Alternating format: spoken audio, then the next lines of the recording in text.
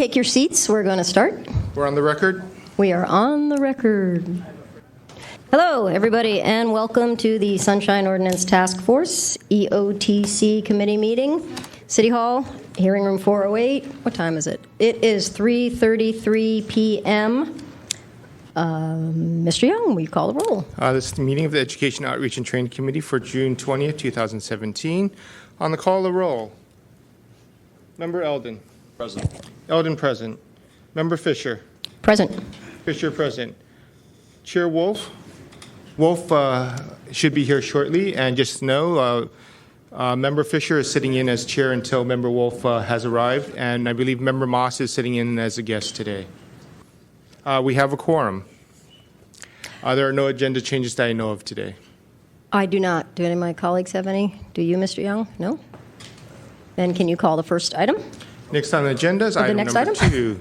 Adoption of the minutes for the April 18th Education Outreach and Training Committee meeting. Success. Okay, turning this Just back keep over. going. Keep going? Keep going? Okay, keep going. Just keep going until he... No, you're the one that keeps going. It's your thing. Does this committee have any comments regarding minutes, amendments, changes? Do my colleagues have any comments on the minutes that they need to change? Hearing none? Comment. Well, shall I take public comment on that? Do I have any public comment on the minutes? Can I get a motion? No, you have to make the motion. I'd like to make a motion. I'll second it. Do I have any public The comment? motion is to adopt the minutes. Yes. Do we have any public comment on the motion on the floor to adopt the minutes? Hearing none? On that motion, Member Eldon. Aye. Eldon, aye. Member Fisher. Aye. Fisher, aye. Chair Wolf. Aye. Wolf, aye. The motion passes. Next on the agenda is item number 3, public comment. Members of the public may address the Education Outreach and Training Committee on matters that are within the committee's jurisdiction but not on today's agenda.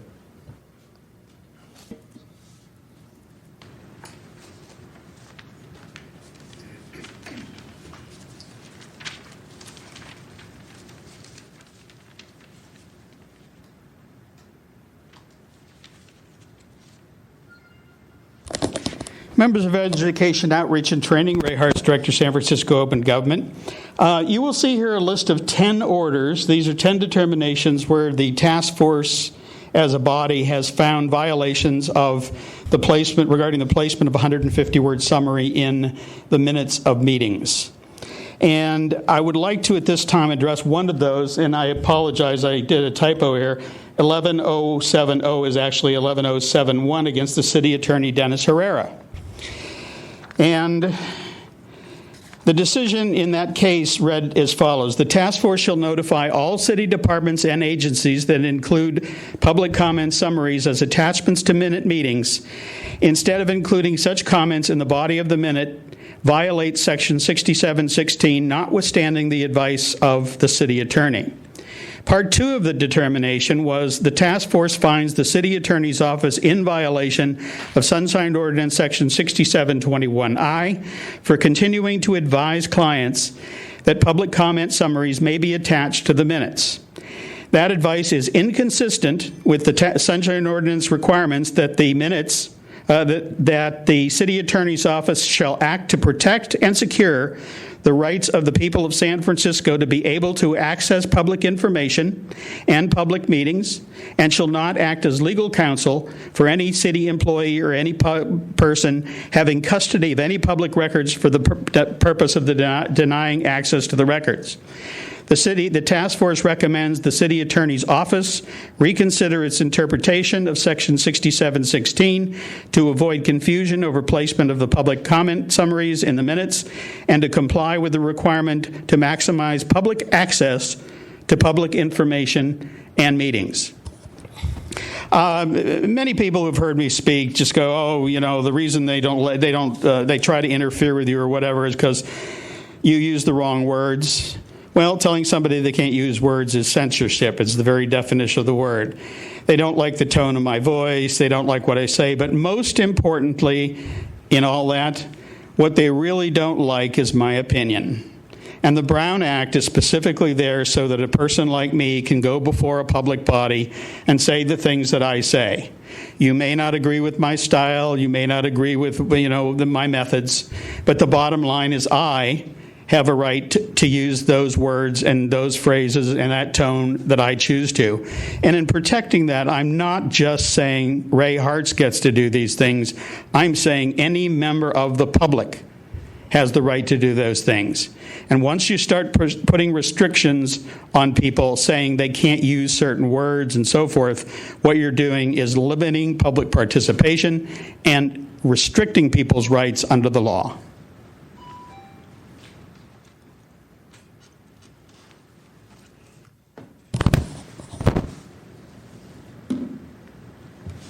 Hello, my name is Jason Grant Garza, and unfortunately I have been in front of the Ministry of Sunshine and its committees many, many times. Why do I call it the Ministry of Sunshine? Because this is not about sunshine, the whole truth and nothing but the truth. This is about half-truths, interpretations, word meanings, double entendres, etc., etc. The thing that I want to comment about is that supposedly this is the Education and Outreach Committee for the Sunshine Task Force, which I call the Ministry of Sunshine. And I want to point out that this is very much an oxymoron. The definition of an oxymoron is putting two things together that don't quite add up. For example, education and outreach. Every year, every department is supposed to sign something stating that they know what sunshine is, that they know what the requirements are. How many times and how many agendas do we go back and we see the same old players? Well, apparently, they don't learn, or they're not properly trained, or they're not properly educated, or what they're signing every year is a lie. However, when you continue to offer people false hope that, the right thing is going to come out of the Ministry of Sunshine, and, this procedure is going to be tightened up, and these people are going to learn, and, progress is going to be made,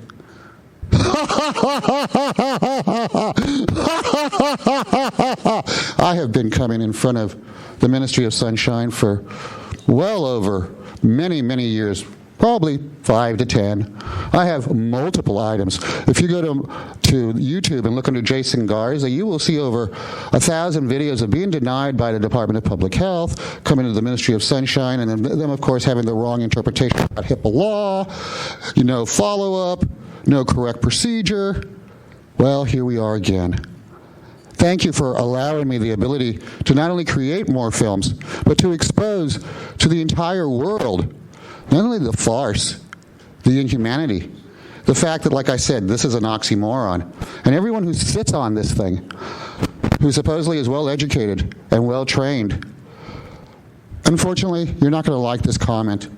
But, the seventh ring of hell is for all the deceivers, all those who play the game, all those who hurt humanity. And by being part of the problem and not the solution, and holding your heads up high and touting how much you do when it doesn't accomplish anything, is the truest oxymoron there is, for there is no humanity here at the Ministry of Sunshine. Thank you.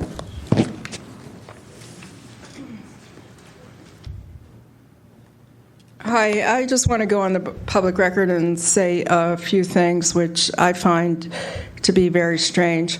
Bruce Wolf, your chair, has been sending me emails between 10:30 at night and 4:30 in the morning on a regular basis for the past 6 weeks. I don't know why he's doing it at that time.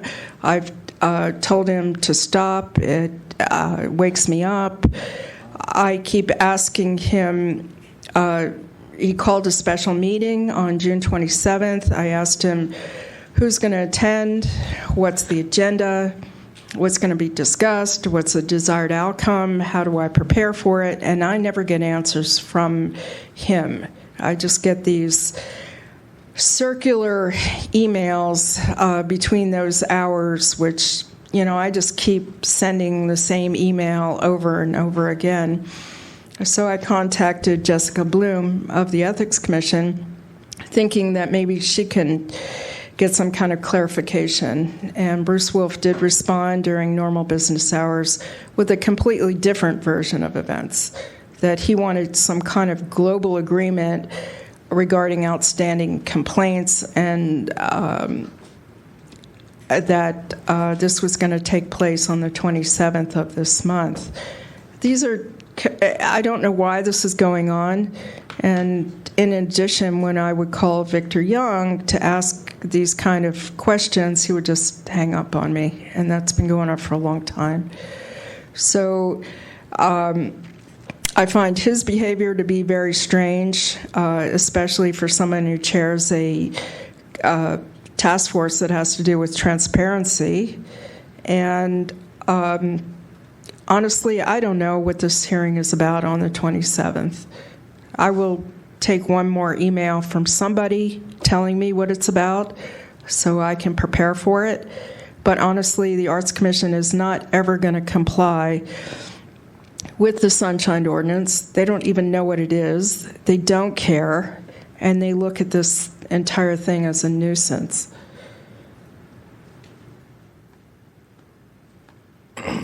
Any other public comment? Hearing none. Next item on the agenda, item number 4, file number 17059, hearing to review Coit's citywide employee drone policy in regards to compliance to the Sunshine Ordinance. I believe we have a representative from the department present today, and I don't know if you would like them to make a respond to your question, or if you wanted to prompt the representative. Sure. Why don't you go ahead and tell us a little bit about the drone policy? Sure. So over the last 2 years, the city... And what's your name, sir? Sorry? Matthias Jaime, the director of the Committee on Information Technology.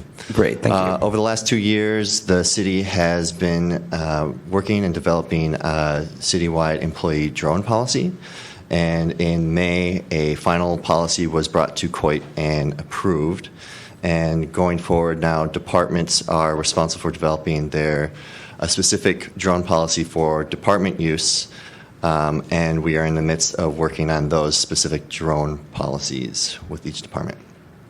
Great. And within, I think, the issue, the purview of the Sunshine Task Force is looking at how the footage is made available to the public, as well as in regards to what's written in the policy around censoring identifiable information. Can you speak to how those policies came about? So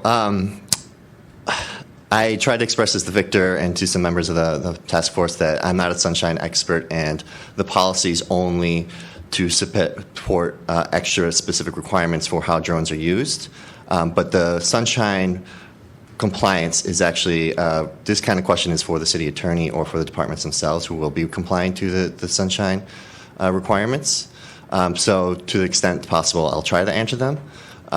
We took guidance from the police body cameras policies and from different various department policies on how they deal with data that has personal identifiable information, and we adapted that as much as possible into the drone policy.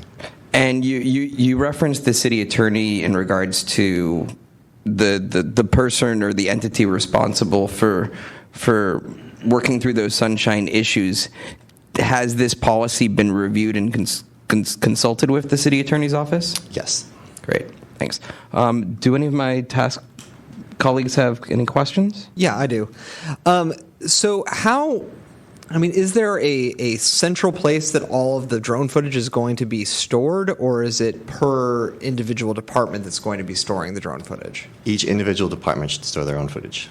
And then as far as each individual department will redact all of the images as well, or is that a central process as well? As described in the policy, it's a department responsibility. And so why have a citywide policy if each department is coming up with its own policies? And how does that relate to the Sunshine Task Force, just to make sure I can answer? I just want to know, because there's things in here related to how things can be released, and do each department need to come up with its own policy that complies with this policy, or can they come up with widely different So policies? generally in the policy background, the reason that we took this approach was to make sure that there were certain protections in a citywide use, and then the departments can add extra protections as necessary for their specific use cases. So this is the floor for all of the departments. Correct. Like all departments have to comply with this, and then they can do more. They could add additional restrictions. Correct. So the restrictions on access to this comes down to COIT. Like COIT is the one who's responsible for issuing a policy that says that it can't be released, like raw footage cannot be released to the public.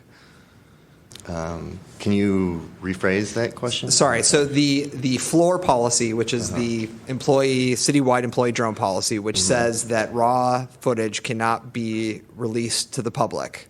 That is, the COIT. Just a correction, that doesn't say, the policy does not say that. What does it? What does it say? What am I getting wrong about that? That it can't be released to the public. It doesn't. It doesn't does say not that raw footage can't be disclosed to the public? It says information, if a drone was to incidentally collect any information that is private or personal identifiable information, that information is heavily restricted to the point that it cannot be shared with other departments. And this is similar to other types of surveillance footage that the city takes. But after that information has been redacted, then it can be shared to other departments or to the public. But the raw, unprocessed, drone-collected data cannot be disclosed to the public. That just removes personal identifiable information. So we're talking about faces, addresses, or any private information deemed by the person being filmed. Wait, I'm sorry. Deemed by the person being filmed or deemed by the person doing the filming? So this isn't a clear line of what PII is, and this is part of the reason that we're continuing to develop.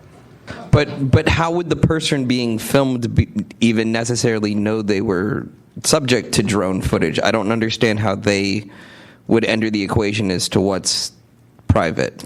So the policy states that there must be public notification beforehand, and so that is part of that process.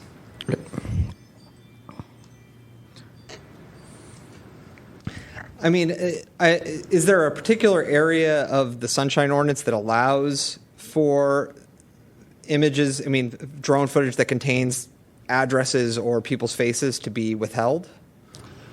I can't answer that. I'm sorry. This is something that you'll have to reach out to the city. Was that something that was discussed by the commission? Which commission? Well, the COIT. Did they discuss? Did the committee discuss this? The point of... So we have a line in there saying that information can be shared due to in compliance with any relevant law, and that is the discussion we had with the Sunshine Ordinance to say that this data that any drones were collected can be would be in compliance with the Sunshine laws. So you said that this policy is meant to stay in line with other surveillance footage gathered by city entities. Is that correct? In the case of incidental surveillance or footage taken, yes, that we should have the same protections. And so when you looked at those policies, how many of those policies were not law enforcement-based surveillance? We primarily looked at the community safety camera ordinance, police body camera policies, and then general legislation on ordinances across the country. So in regards to the community police cameras and the police body cameras, I believe the community cameras that you're describing, both of those are administered by our police department. Is that accurate? I'm not an expert on that. I'm sorry. Well, it sounds to me, because neither one of us happens to know this information, but we're talking about comparing this video to this drone video to that of video gathered by police that say that the video is frequently not disclosable due to ongoing investigatory issues. If the assessor's office uses a drone to, scope out the landscape of our city or whatnot, I don't know enough about the assessor's office either to say what they might use the footage for. That footage doesn't have the same threshold necessarily as that of, say, a police body camera. And so I'm curious, why you took this sort of approach to crafting the policy that really only applies to one portion of the city department's activities around gathering footage. As I mentioned, I'm not an expert on the Sunshine Task Force compliance rules with that. So I would encourage you to reach out to the city attorney's office to get clarification in that way. But in regards to your specific question here, we were trying to set a higher bar for the incidental taking of any information on there, and we use the guidance for those higher bars. Sure. So I understand that, like any legal questions, you're deferring to the city attorney, and of course, the likelihood is that the city attorney would respond that their conversations with you are privileged conversations. So I'm not sure we're going to get very far by trying to engage in a dialogue with the city attorney about this. So aside from the legal elements, in terms of the spirit and the idea of the law, what was what's the motivation for why, if a city drone camera, let's say for Rex and Parks, gathers images of people in the park. Mm-hmm. Now, that's a private citizen could fly a drone if it's for non-commercial purposes in that same park and gather that same footage. Mm-hmm. So why is the city creating a policy to censor the images of those people, as you will? Sure, and I'm happy to answer the question, but I would request that we try to focus on the sunshine elements of the policy. That is the sunshine element, though, because we're talking about taking the footage, altering it, and not allowing the public to have access to the raw footage. So if we get rid of the altering it, then they're intrinsically connected to the sunshine issue. So again, this is a city attorney's issue talking about the personal identifiable information. This is private information. And then there are protections in place that the city attorney can provide the better contours on there. But because it is government employees, we want to make sure that there are the extra protections that we are using in a way that is more responsible. Okay, so it is, let me see if I can answer this, or ask this in a way that you can answer it. It is your belief that if the lines about requiring identifiable information from being redacted was not in the policy, that the city attorney would not allow that to be established? Is that a fair statement?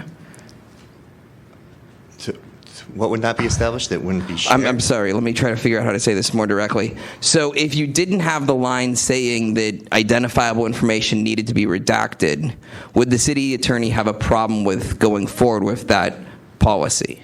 Well, as I said, the city attorney has signed off on the citywide policy as it's written right now. I understand that. That wasn't the question. So if we remove that from the policy, I think it might be helpful to talk about maybe a specific use case and why this is a relevant rule. So, for instance, if a drone was to be used in a fire rescue, this is one of the authorized use cases under the policy itself, and there was footage taken that showed someone in distress. Maybe they were, naked or something like that. You wouldn't want to have that openly in the public necessarily. And if there was a sunshine request on that information, that kind of information can be removed. That was my understanding of the rule.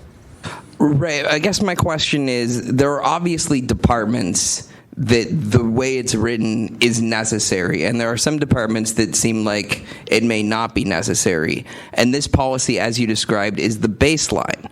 So if this baseline isn't necessary for all departments, why is it included in, it's not an advisory, like you might want to include this. You said it's the baseline. So I'm trying to understand why that baseline is necessary across all city departments. So there could be incidental private information collected in different use cases as well. And so I want to make sure to protect the private information of residents and businesses in San Francisco. Great, thank you. Member Ross? Sorry, Member Fisher? No. What kind of technology are you looking at for making these redactions? We do not know. We are still investigating, developing the policies, so the and policy we have not has gotten been to the stage of looking So the policy at has been technologies. written assuming that the technology exists to do the kind of processing, but you guys are not quite sure whether technology exists to do it in a reasonable fashion. We are still investigating, correct.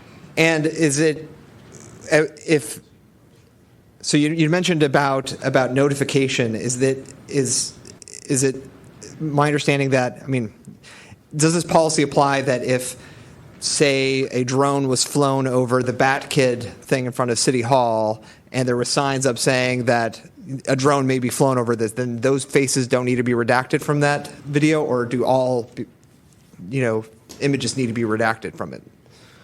And this, I'm sorry, I'm just trying to also bring it back to the Sunshine Task Force. But just for the policy itself, the policy clearly states you cannot fly over people. Okay. And so that, in that use case, is So not exactly over people, but within the vicinity of people.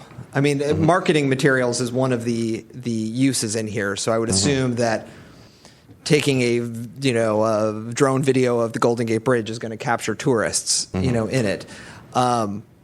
So the question then, is there information being collected that could identify a person? If you're talking about perhaps a flight that is 500 feet away and you see general outlines and contours of people, but they're maybe half a centimeter big, maybe that's okay. But it's more of a case-by-case issue. If it was closer and there was identifiable information, then that's the kind of scenario that we need to start investigating more deeply to really create those practices. So under this, is there guidelines for when somebody's face is identifiable versus not identifiable? This is something that we're continuing to discuss. But if you've done notification that people might be captured by drone footage, is that enough, or you still redact even if you've done notification? Like you put up a sign at, outside a park saying we're going to be doing drone footage on this day. You do drone footage this day. Does that mean everybody's faces have to be redacted or not redacted in that scenario?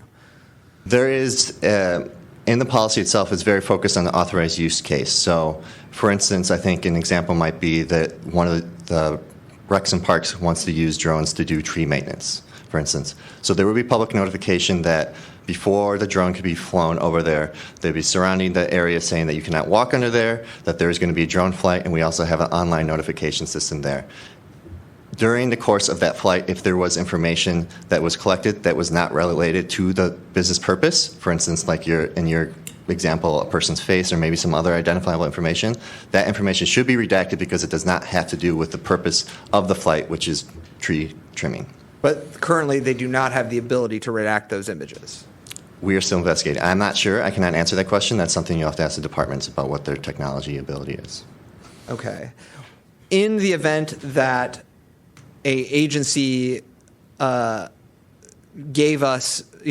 requester records, what would be the discipline for them under this policy for if they gave out raw footage that had people's personal information in there? Again, this is something that we're working with. So the department policies are part of that process is working with the unions to really understand the meet and confer rules and the discipline requirements.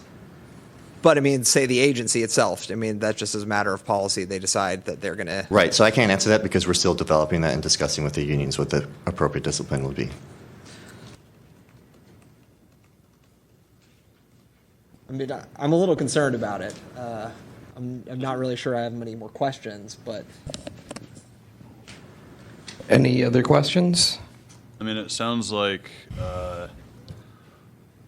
we'll just wait and see what else develops here. And I would just like to say that part of this process of developing the department policies is going to be a public process, so we will be going through the relevant commissions. And so this will be ongoing dialogue if you would like to contribute in that way. Yeah. Just so I understand again, this policy right now, so it doesn't actually, it exists as a floor, but who does it apply to if everybody has to come up with their own policies anyway? COIT is a citywide governance body, so this applies to all departments who would like to use drones. And in the first year, we've set a limit to only these 5 departments to develop policies. And so do they have to come to the commission for anything else? Do they have to get permission from the commission to do anything, or do they have to get their policies approved? Yes, they have to by get the commission? permission. As the policy states, they have to get permission or authorization and approval from COIT before they can start flying. And if they received a Sunshine request for footage, would that have to go to COIT? COIT would not be related in any Sunshine request. Okay. Any other questions from the task force members?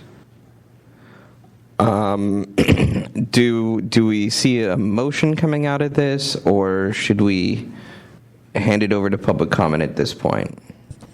I don't have anything. Member Moss? I mean, I don't know if I can even make motions. Provide a suggestion to the other members. Yeah, You could suggest. I can suggest. I mean, I would like to see this, what we learned here be briefed to the full task force.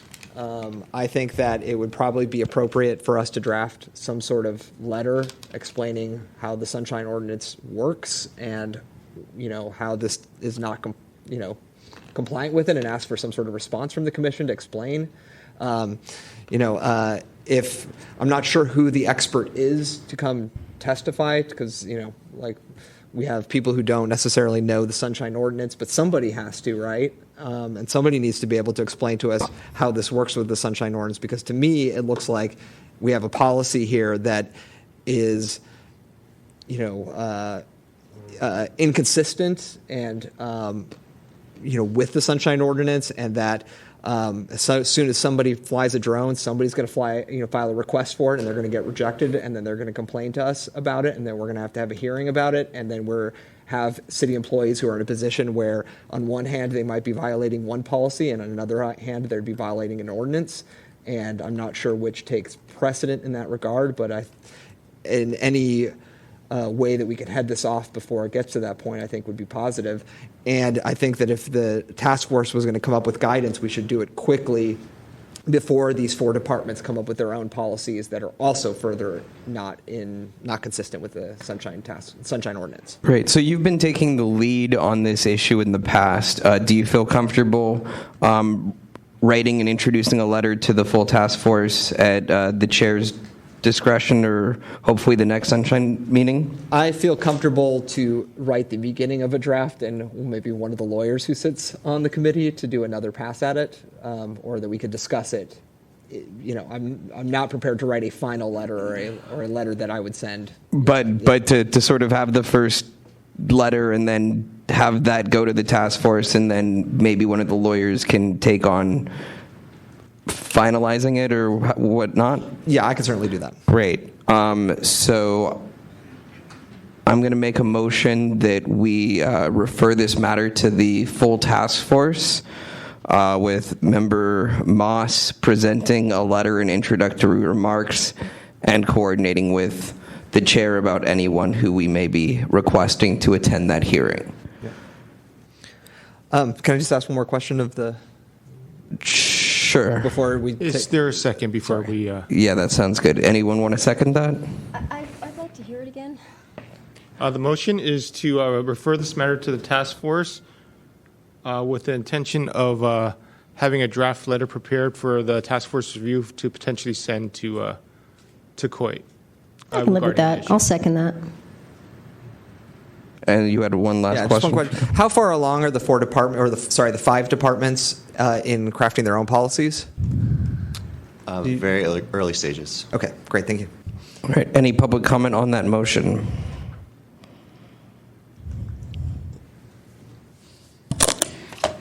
Members of EOT, Ray Hartz, Director, San Francisco Open Government. I want to make a couple suggestions on the formulation of the letter. Section 6721 of the ordinance regards process for gaining access to public records and administrative appeals. And although it doesn't specify any particular public record, I think over the years we've gradually moved from documents to recordings of meetings, audio and visual, and all sorts of other things that the city now maintains, which are all under the law of public records. And I think to be consistent, the drone policy should be exactly the same. They are public records, and they fall under this law.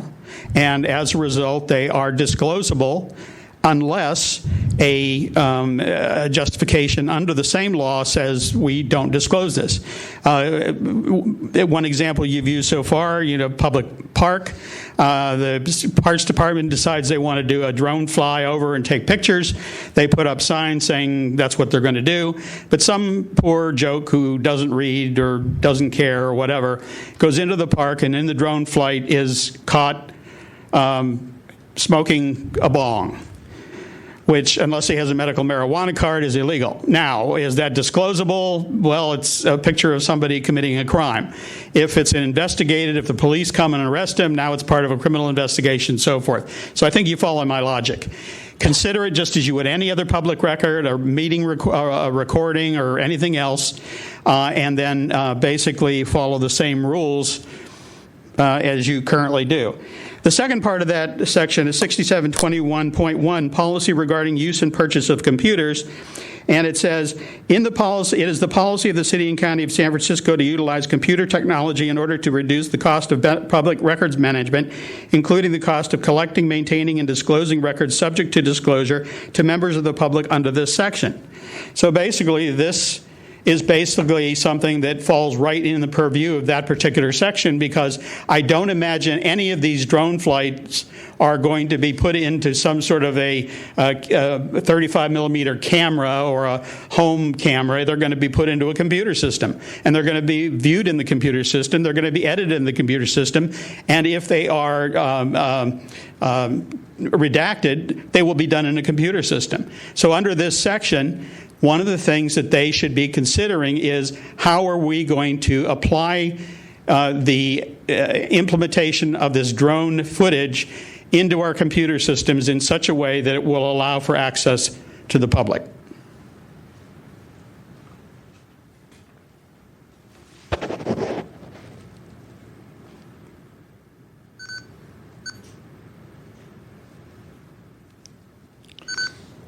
Okay, once again, my name is Jason Grant Garza, and I'm here to comment on this particular case.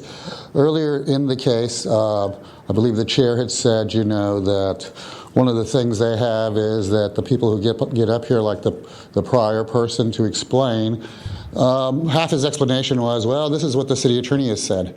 And I think the chair quite adequately said, well, when we go ahead and contact the city attorney, they're going to say it's attorney-client privileged. We know we really can't talk about it. So it's creating a procedure, which is what I've said all along, to obscure the truth. This is, how the Ministry of Sunshine works as a risk management tool for the city and county of San Francisco. This process, which, supposedly is supposed to offer hope, shows quite clearly that the hope is nothing but false hope. When it comes to the city attorney, I can give you very, very, very good specifics, and I can give you a documented case.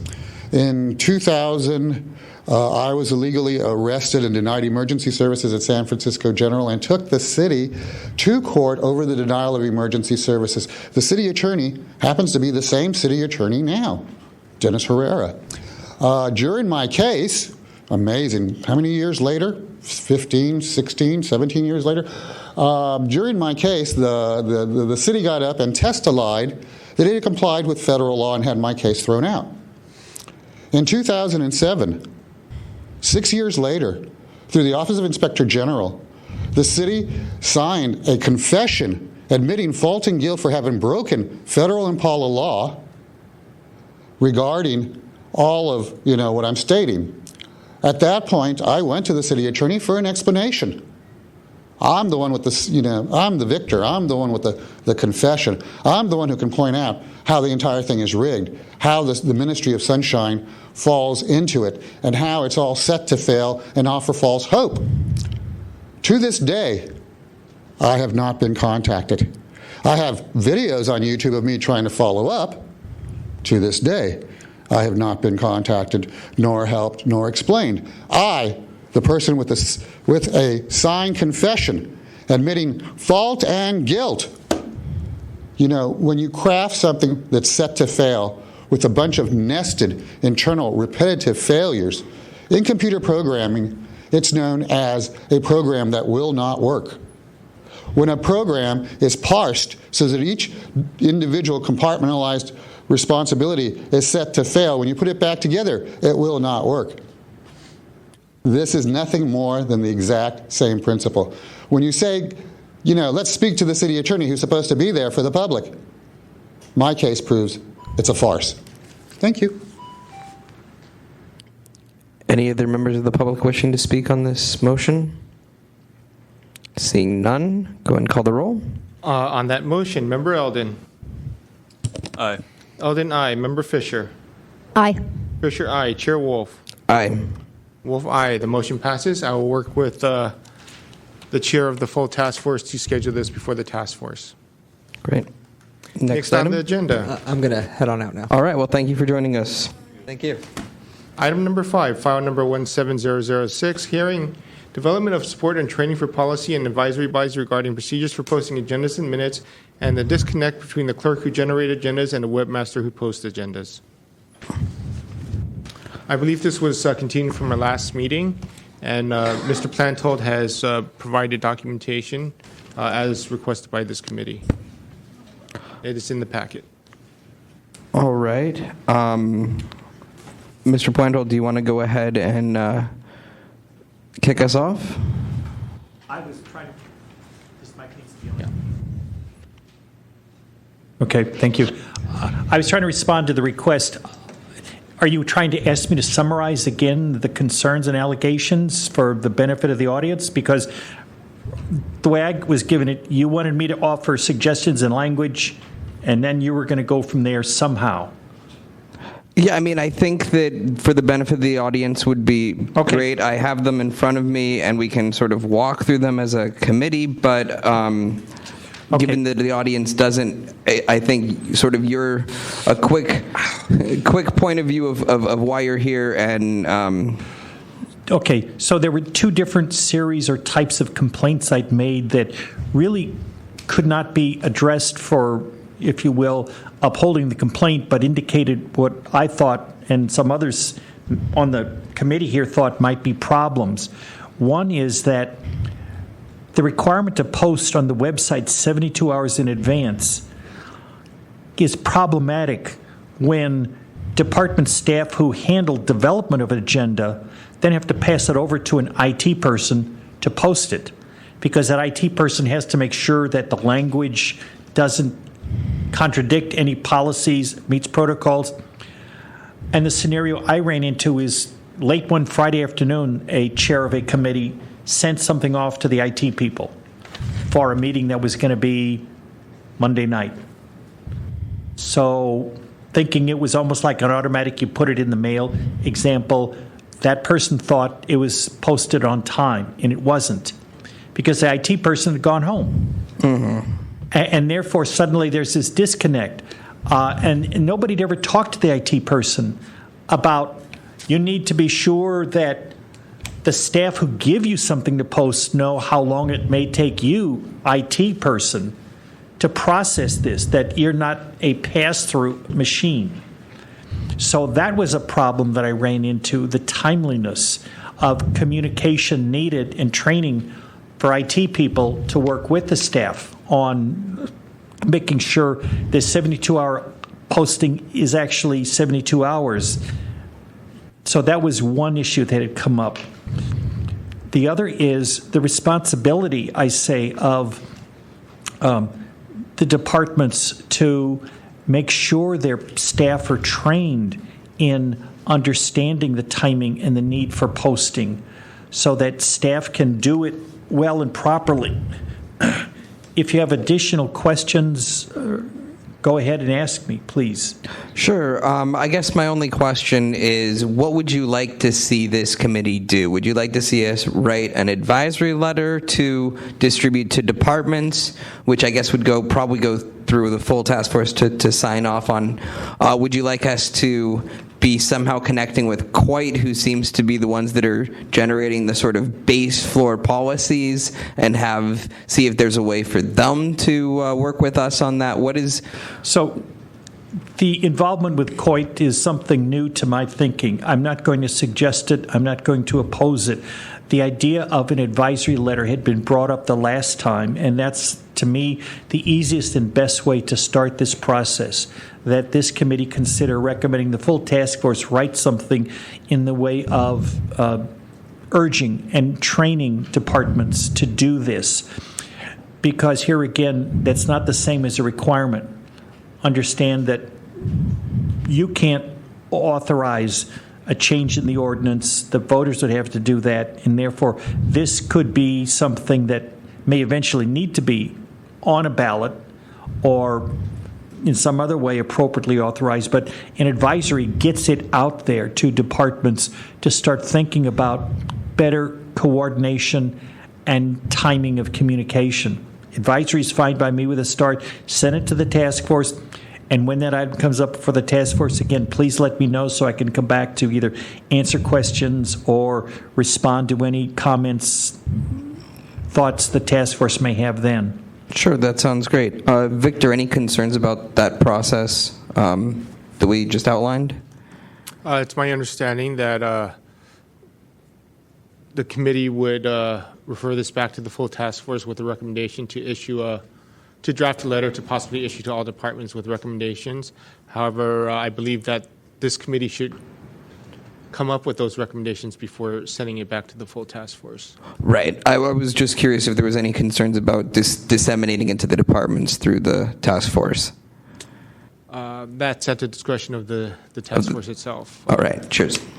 And in terms of coming up with the recommendation, that's why I was asked to develop language. I mean, you could theoretically recommend adopting that. Otherwise, you're going to have to wait for another meeting if you're going to come up with additional separate language.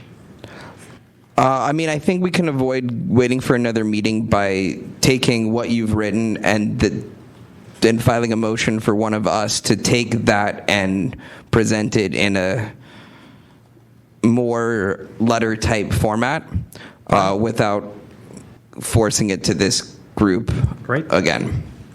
Is there any issues there, Victor? I don't foresee any. Any discussion amongst my colleagues here?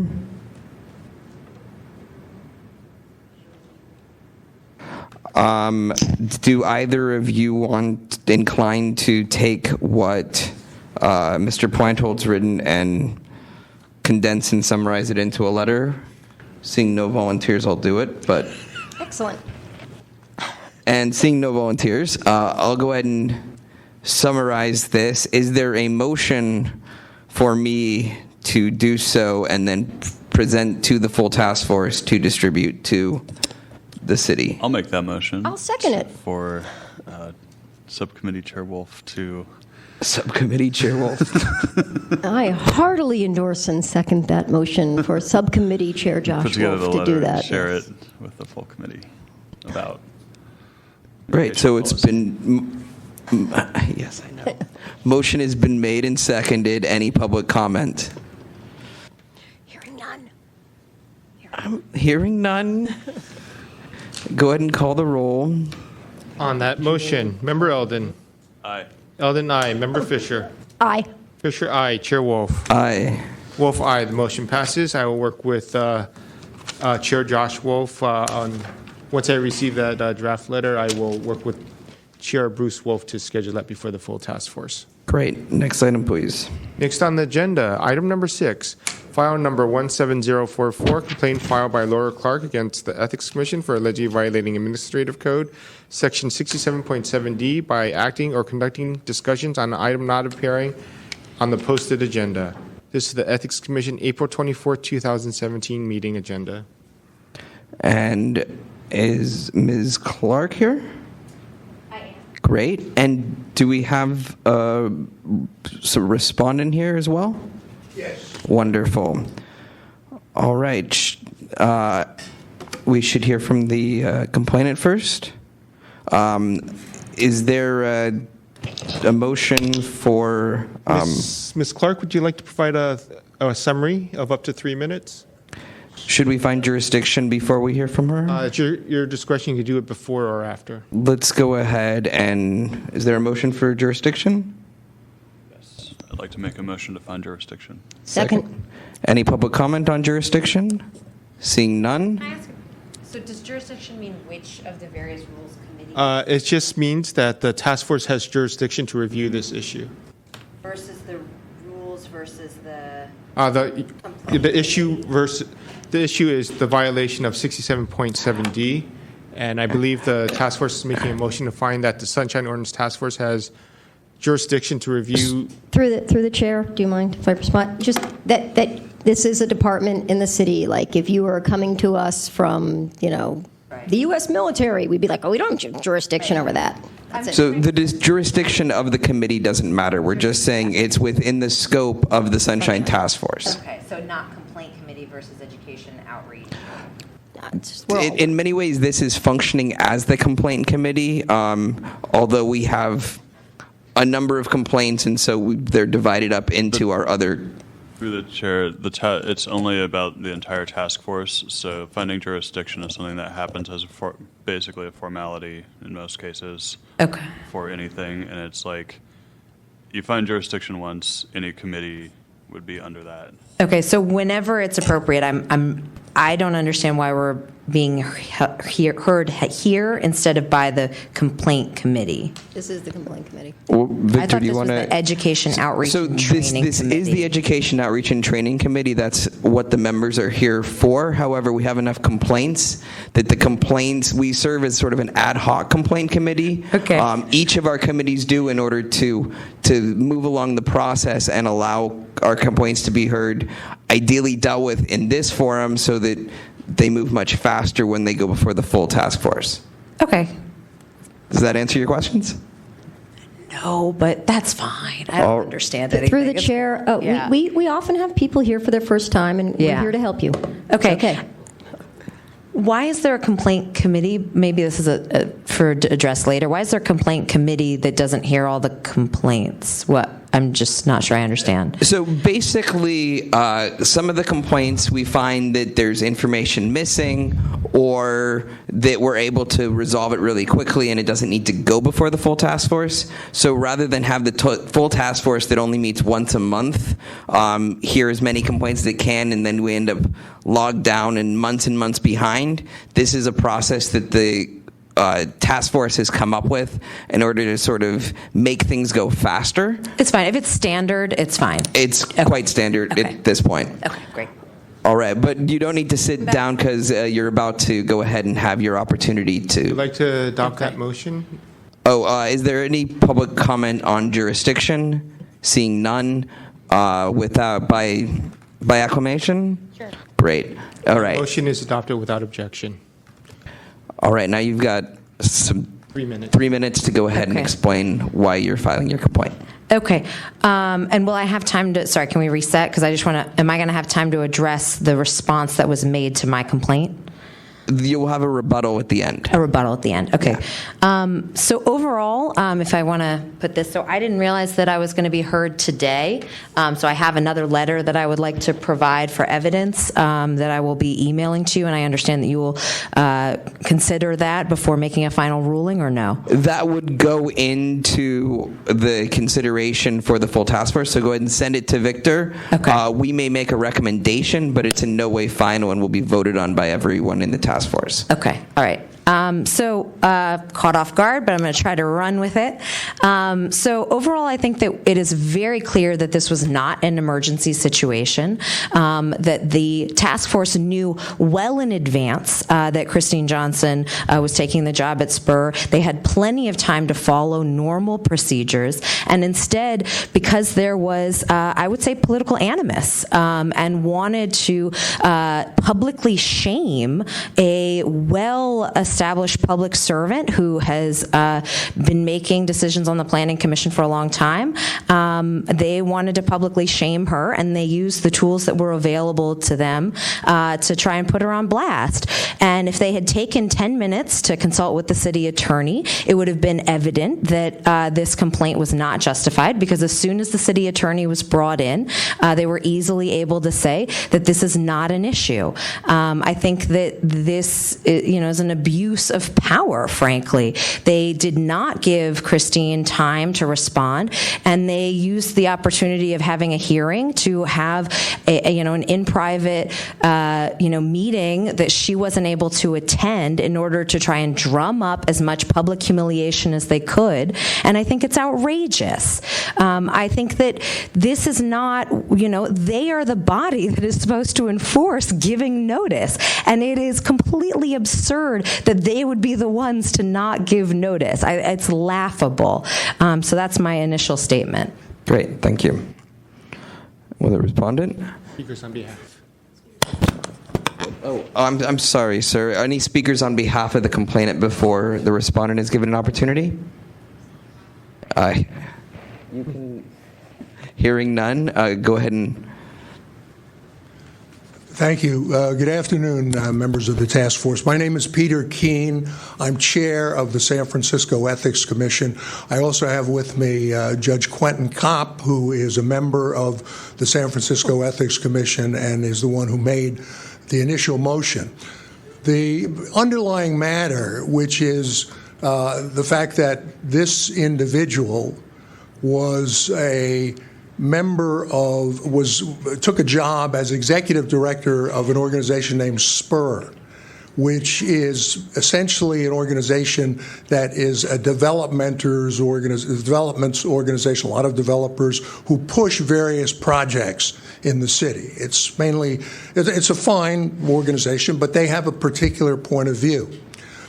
She took the job as executive director and was also remaining on the San Francisco Planning Commission, which votes on housing issues, for which SPUR definitely had a particular issue.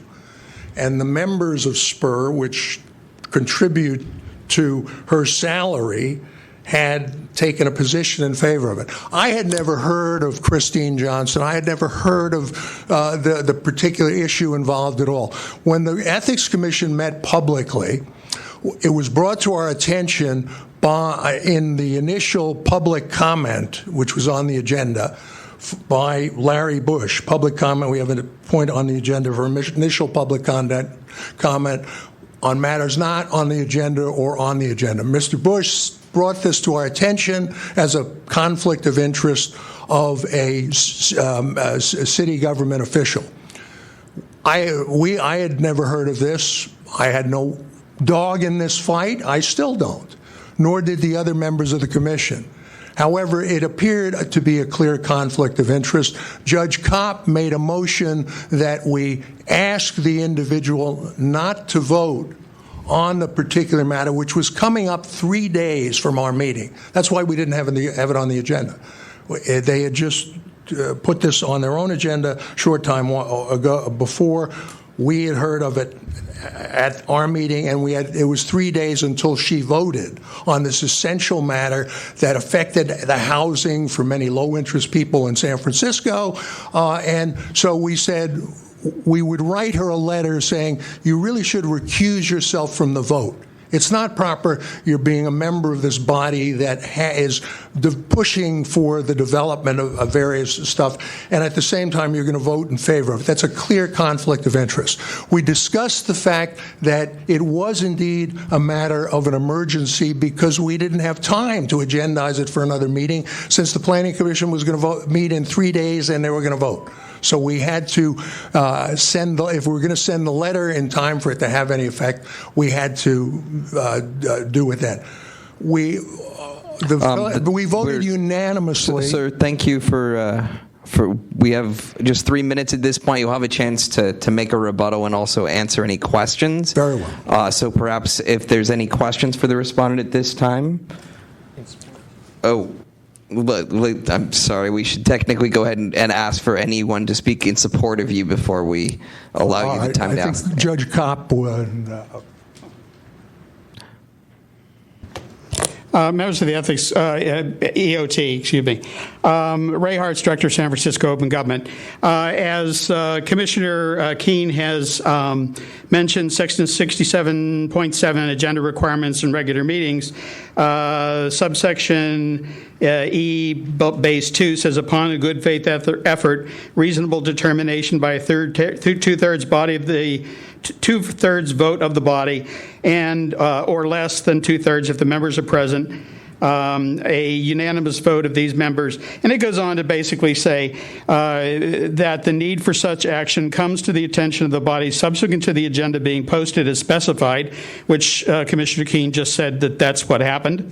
And the need to take immediate action is so imperative as to threaten serious injury to the public interest if action were deferred to a subsequent meeting or regular meeting or relates to purely commendatory. Well, obviously, this is not commendatory action, but it was an issue where they saw something that was potentially a conflict of ethics, and they wanted to let the person know before the meeting so that that person would have the option. They weren't telling her she couldn't vote. They were simply telling her it would be, in their opinion, advisable not to vote. And I think giving someone that information, giving them kind of a heads up that, you doing that is probably going to end up in a complaint against you and the Planning Commission and so forth, is a reasonable action to take. They didn't try to restrict her voting. They didn't try to restrict her attendance or participation in the meeting, although when getting a letter like this, she might decide that's probably a good thing to consider also. So I think they did show a good faith effort, as I believe the chair, Commissioner Keene, was going to mention. It was a unanimous vote, so they seem to have met the obligations of the section, and then as a result sent a letter, hopefully with the sole intention of just keeping someone from breaking the law. With all due respect to the complainant, I did not hear anything that she specifically mentioned in this section, although the section cited that they did, which was in violation of the law. She basically said they violated the law. If you read the terms of the law and listen to the argument of the defendant, the respondent, they didn't. And so I would say that there was no violation in this case. Anyone else in support? Members of the committee, I am Quentin Kopp, a member of the Ethics Commission, and I take your time only briefly because Chairman Keene has testified about the substance of the matter, but I feel duty-bound as the maker of the motion to supplement those remarks. A transcript of that portion of the meeting of the Ethics Commission shows that during the introductory public comment period, the president of the Friends of Ethics, Mr. Larry Bush, among other things, stated and I quote, "The other issue that I think we want to bring up is the question of a planning commissioner who has accepted a full-time position at Spur as their advocate." There was some more colloquy, and after Mr. Bush concluded, I stated I will wait until public comment has ended, but I do want to make a motion on that subject matter. The agenda of the Ethics Commission for that meeting, as indicated, was published the previous Thursday, and the Ethics Commission meets on Monday evening at 5:30.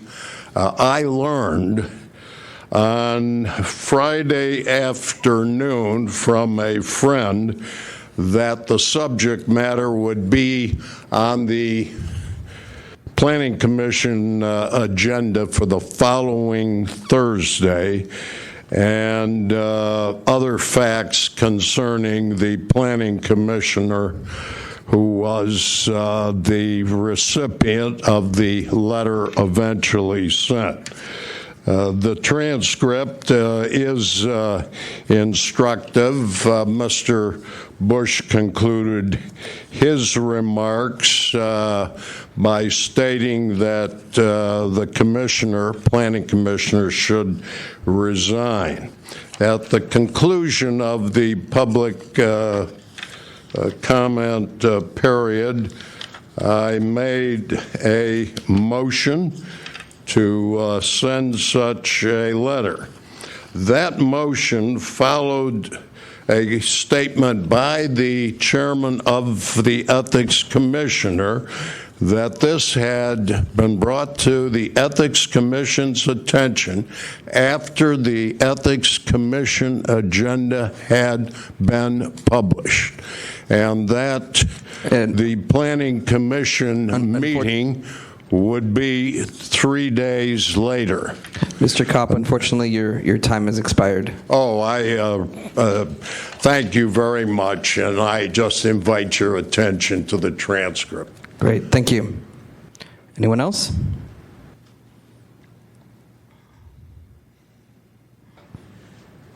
Task Force members, I'm Larry Bush from Friends of Ethics. Thank you for an opportunity to address this issue. I brought this to the attention of the Ethics Commission on the date of their meeting. I had just written a piece that appeared that day in the Examiner, raising the question of whether there was a conflict of interest with the commissioner. The issue was that she had taken a position with Spur as their full-time advocate on their policies. One of the policies that they had adopted on February 23rd was a position on the very issue that was going to come up. At that time, we didn't know that it was going to come up within 3 days. We thought there'd be plenty of time to address this at a subsequent meeting of the Ethics Commission. But when I learned that it was going to happen in 3 days, I suggested that the system shouldn't be gamed just to allow us to remain silent as a community or as the Commission. So I urged that they be in action. At that point, the Deputy City Attorney, Andrew Shin, spoke up, as you will probably find in your records, to say that this was a potential violation of the Brown Act since it wasn't on the agenda. Mr. Shin has a longtime Deputy City Attorney, and I'm sure is a reputable, good attorney, but he also did not disclose it. He simultaneously was the attorney advising Christine Johnson that she did not have a conflict and that she had had meetings with her and with the mayor's office in January, and he never informed the Ethics Commission that he had already met with her and told her that she had no conflict.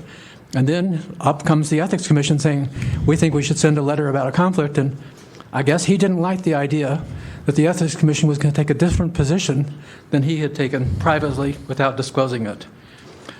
At that time, there was very little information about exactly what her duties were or where her pay was. As you know, because each of you has to file a Form 700, Statement of Economic Interest, she had not filed her Statement of Economic Interest. In fact, she didn't file it until a month later. So there was no way of knowing what her income sources were that might be a conflict. But beyond that, there is a conflict of a perception of a conflict of interest. And surely being the representative and advocate for an organization that already had a position on the very issue coming up before the commission, it was appropriate to say that there was a potential conflict of interest by perception for the public. So I had recommended that the commission go ahead and act, and I think that was still the correct position to take. Thank you. And thank you. Member Plantold? Or Mr. Plantold? Yeah. No, Mr. Plantold, who's... Thank you. So just to remind you folks, I was a member of the task force for some years and also an officer of the Ethics Commission for 2 years. I want to go back and state some of the statements the complainant made may be true but partial and incomplete. She said people, or we do, in advance of the Spur position that Christine Johnson had had with Spur. So she'd been a Spur member of the board of directors. A member of the board of directors has a fiduciary duty to do the best you can to keep that agency functioning and running. That's a mandated duty if you're on a board of directors. It's not you decide to or not. You gotta. All right?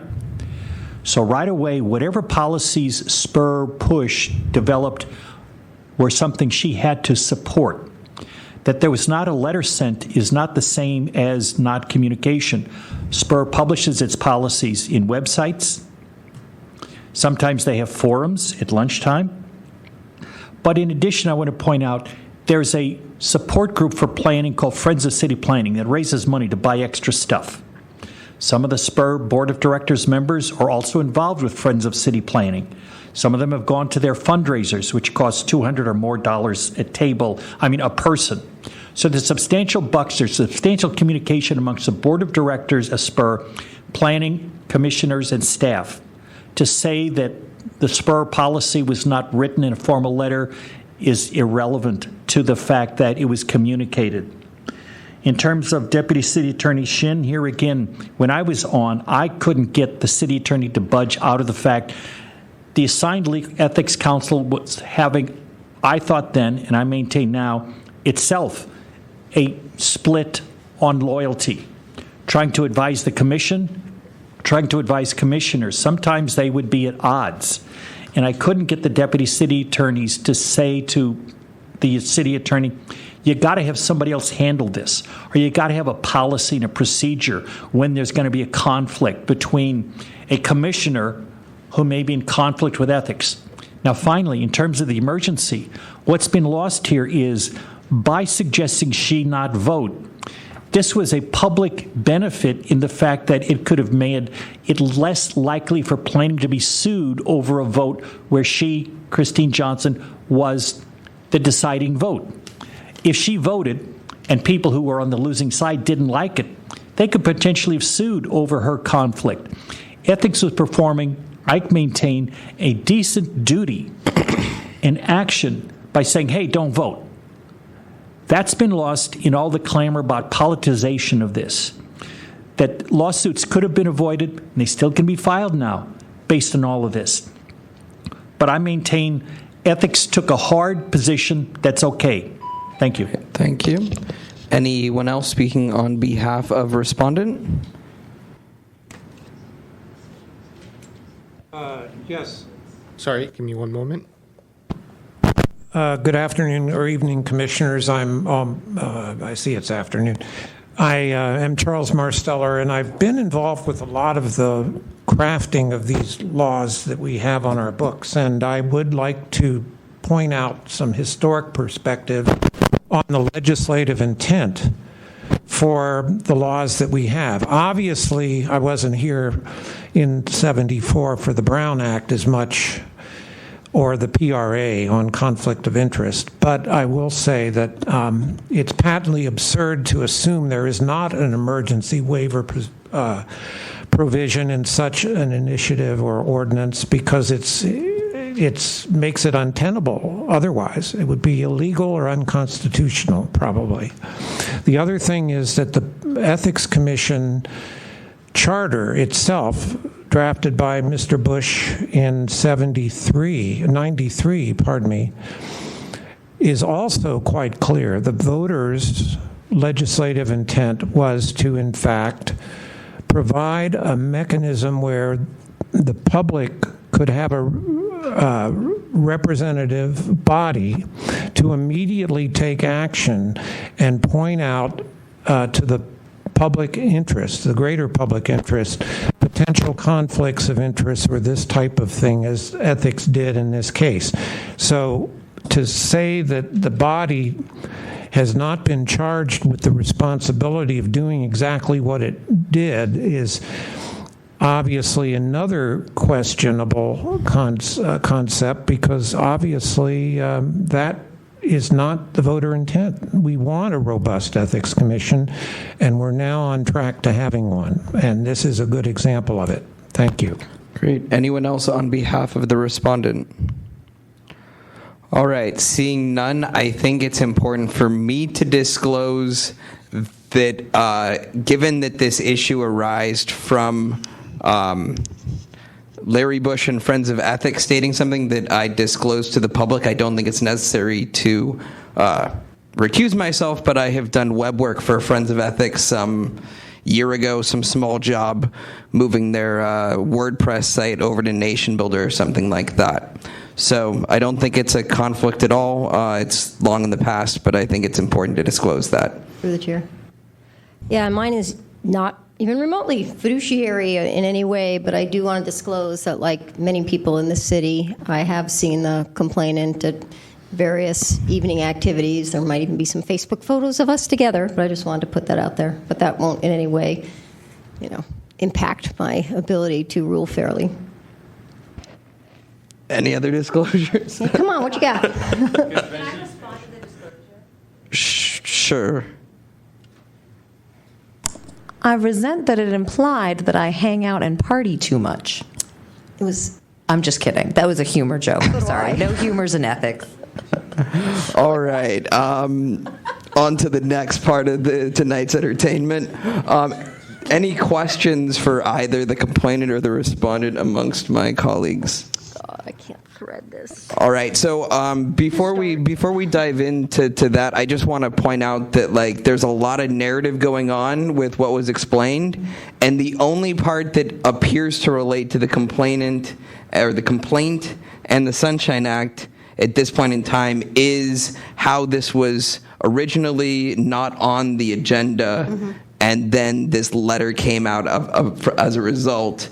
All of the other issues around conflicts of the city attorney and what happened afterwards, I don't think are related to our focus. So the other part that I'm trying to get my head around is the complainant said something about a private meeting with the intent of public humiliation that where the Christine Johnson was not given the chance to speak, and I just wanted to make sure I understood what that was about in relation to us, because there are various rules about giving people time to speak at public meetings. Do you have a question for the complainant then? Yeah, can you say specifically what you think the Sunshine Ms. Clark, come up. Yeah, the Sunshine Ordinance violation would have been for that part of what you're talking about? I meant to imply that the public hearing became a private meeting because there was no notice, and so she was not able to. Okay. Yeah, I think when things happen behind closed doors, like just the fact that she could have been there. The meeting itself stayed public, but the people who may have wanted to be there were not informed about it. Exactly. Okay. Yeah. Okay, great. And there are enough meetings that take place in obscure hearings that it's impossible. So it's essentially the same issue of it not being on the agenda. Yeah. Okay. Sure. I don't think this actually relates to our scope, but I'm trying to just get some grounding here. So this letter was written to the planning department that had a hearing 3 days later. What happened in that hearing? Was there a vote to recuse her? No. Actually, it was publicly stated by the city attorney and by all of the other commissioners that the letter was out of order and that it was completely dismissed out of hand. Additionally, the vote was an advisory vote. It was not a vote that would have had real consequences. So the idea that this was an emergency is kind of ridiculous. So just so I understand this, basically, you feel that they acted out with failure to notify the public about this matter. It should have been held to the next meeting.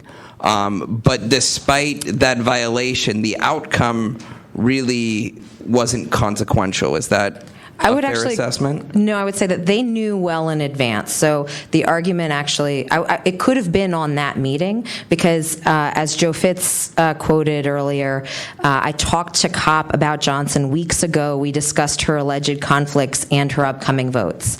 The people were well aware and chose not to put it on the agenda and chose to make it a last-minute springing thing that Christine would not be able to attend. But in the end result was that the vote happened with her being able to participate on the vote. I would say the end result was multiple news articles that questioned her ethics publicly for no reason. That would be what I would say the end result was, because the letter was not just an email to the commissioners privately, or I don't know how the Sunshine stuff works, but to inform them. This was a public dragging of her that she was not able to attend. So yes, while the vote meant that she was able to participate in the vote because the city attorney had told her and advised the entire commission that she was perfectly could legally participate in the vote. I think that the point to me was that this process was abused to publicly humiliate her. Go ahead. What was the document you were referring to as quoting Joe Fitz-Rodriguez? That was in his article that's in your documents, actually. It's May. I didn't see the. I think it's May 9th. Our packet. I read through the packet and I saw the Chronicle article by J.K. Deneen, but I didn't see that one. So, So I'll look online. I have it here. It's May 9th, and the full quote is, I talked to COP about Johnson weeks ago. We discussed her alleged conflicts and her upcoming votes, and Friends of Ethics co-founder Larry Bush led the rallying cry on her potential vote long before the April 24th meeting of the Ethics Commission. I'm cringing because COP and Keene are right to sound the alarm about Johnson, but they blew it. The Ethics Commission had plenty of warning that Johnson's alleged conflicted vote was coming up, and plenty of time to agendize that discussion. And Ms. Clark, can you email that the link to that article to Victor so that it's included in the file for when it goes before the full task force? Great. So you're suggesting that the best solution would have been to have noticed this for the upcoming Ethics Commission meeting the next month. Is that? Either agendize it for the meeting that they had it at.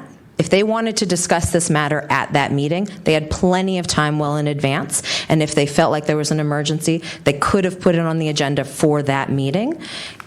Under the assumption that they couldn't get their act together to put it on the agenda for that meeting, then they should have put it off to discuss it at the next one. And if they had put it off to discuss it the next one, how do you think should have been dealt with this vote that was happening in the intermediary period then by planning? If they wanted to establish that there was an emergency situation, which I would also say they did not vote to say that this is an emergency situation, but then they could have consulted with the city attorney who was right there and who could have given them the advice that actually there was no conflict.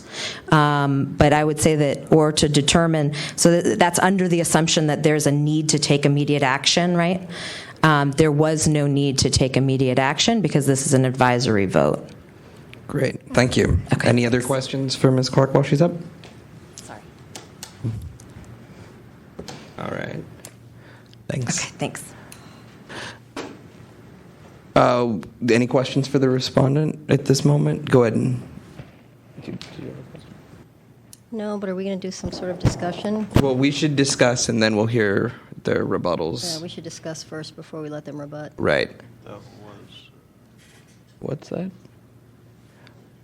That was not her rebuttal. That was. That was not a rebuttal. That was a question. I do have questions. Then you have questions for whom? The respondent? All right, go ahead. So I'd like. May I respond to the points made in the rebuttal? Please. Wait. Actually, no. That wasn't the rebuttal. That was just interrogation. So at the end, you'll have an opportunity to make your rebuttal in closing of everything that's been discussed. Okay. But Mr. Eldon does have some questions for you. So my question, I'm still trying to understand the timeline.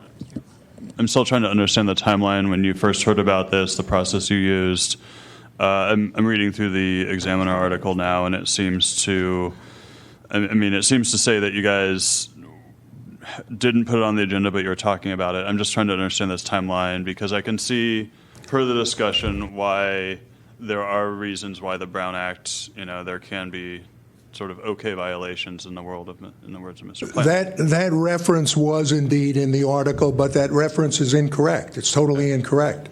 I had never heard of Christine Johnson. I had never heard of the matter before the Planning Commission. I had never heard of her relationship with Spur until it was brought up by Mr. Bush that night. The same thing in regard to the other members of the commission. Commissioner Kopp had heard about it, I understand, that day. He had heard about it that day. The Planning Commission made up its agenda just 2 or 3 days before our meeting. So our agenda was already made up. And we found out, the 4 members of the commission found out about this while we were having our meeting.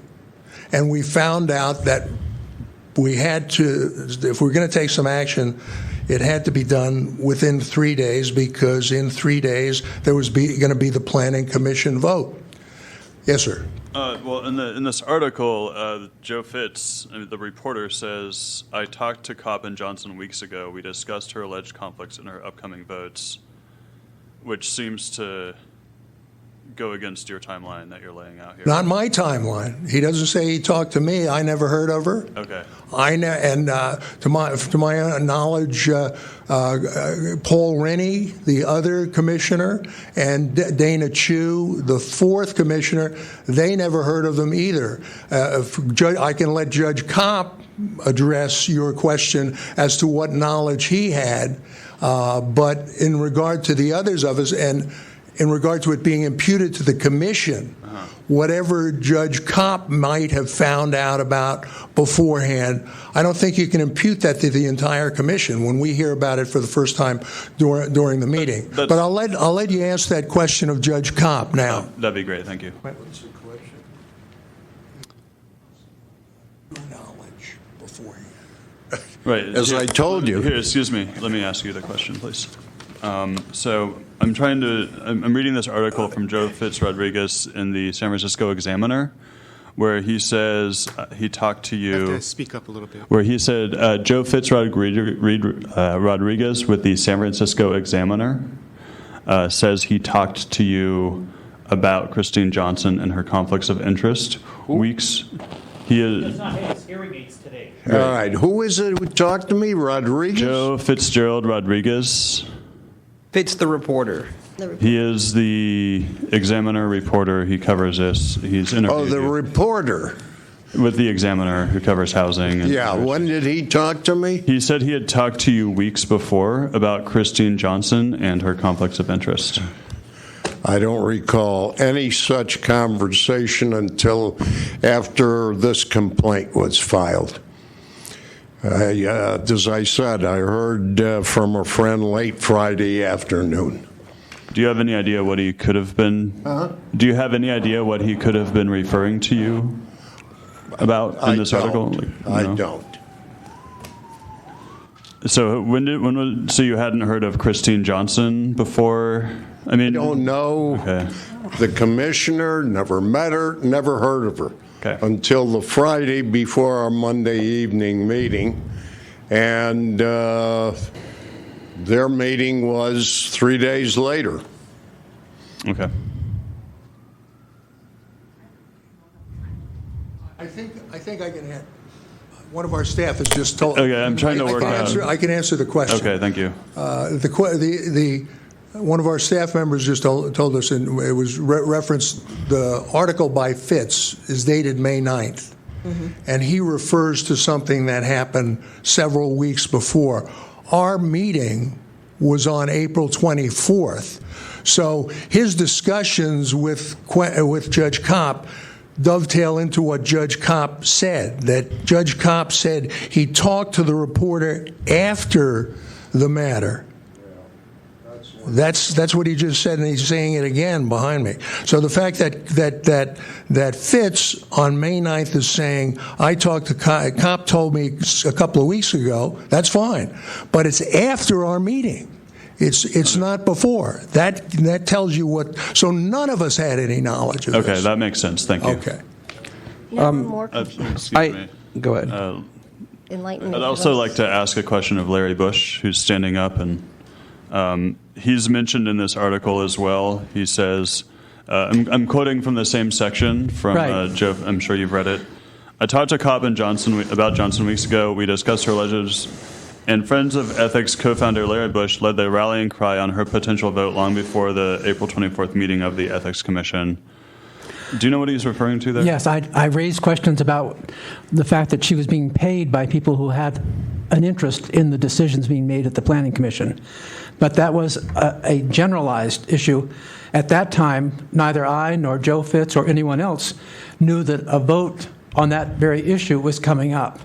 So it was the notion was that at some point in the future, the Ethics Commission would adopt a policy dealing with conflicts of interest from outside employers, but not something specifically for Christine Johnson and not about that vote. And I would also like you to know that I've had a number of conversations with Joe, who's a friend, and he has reviewed the Brown Act exemption and decided that, in fact, we were right in saying that the exemption existed. Okay. Thank you. More confused. Mr. Bush, before you return to your seat,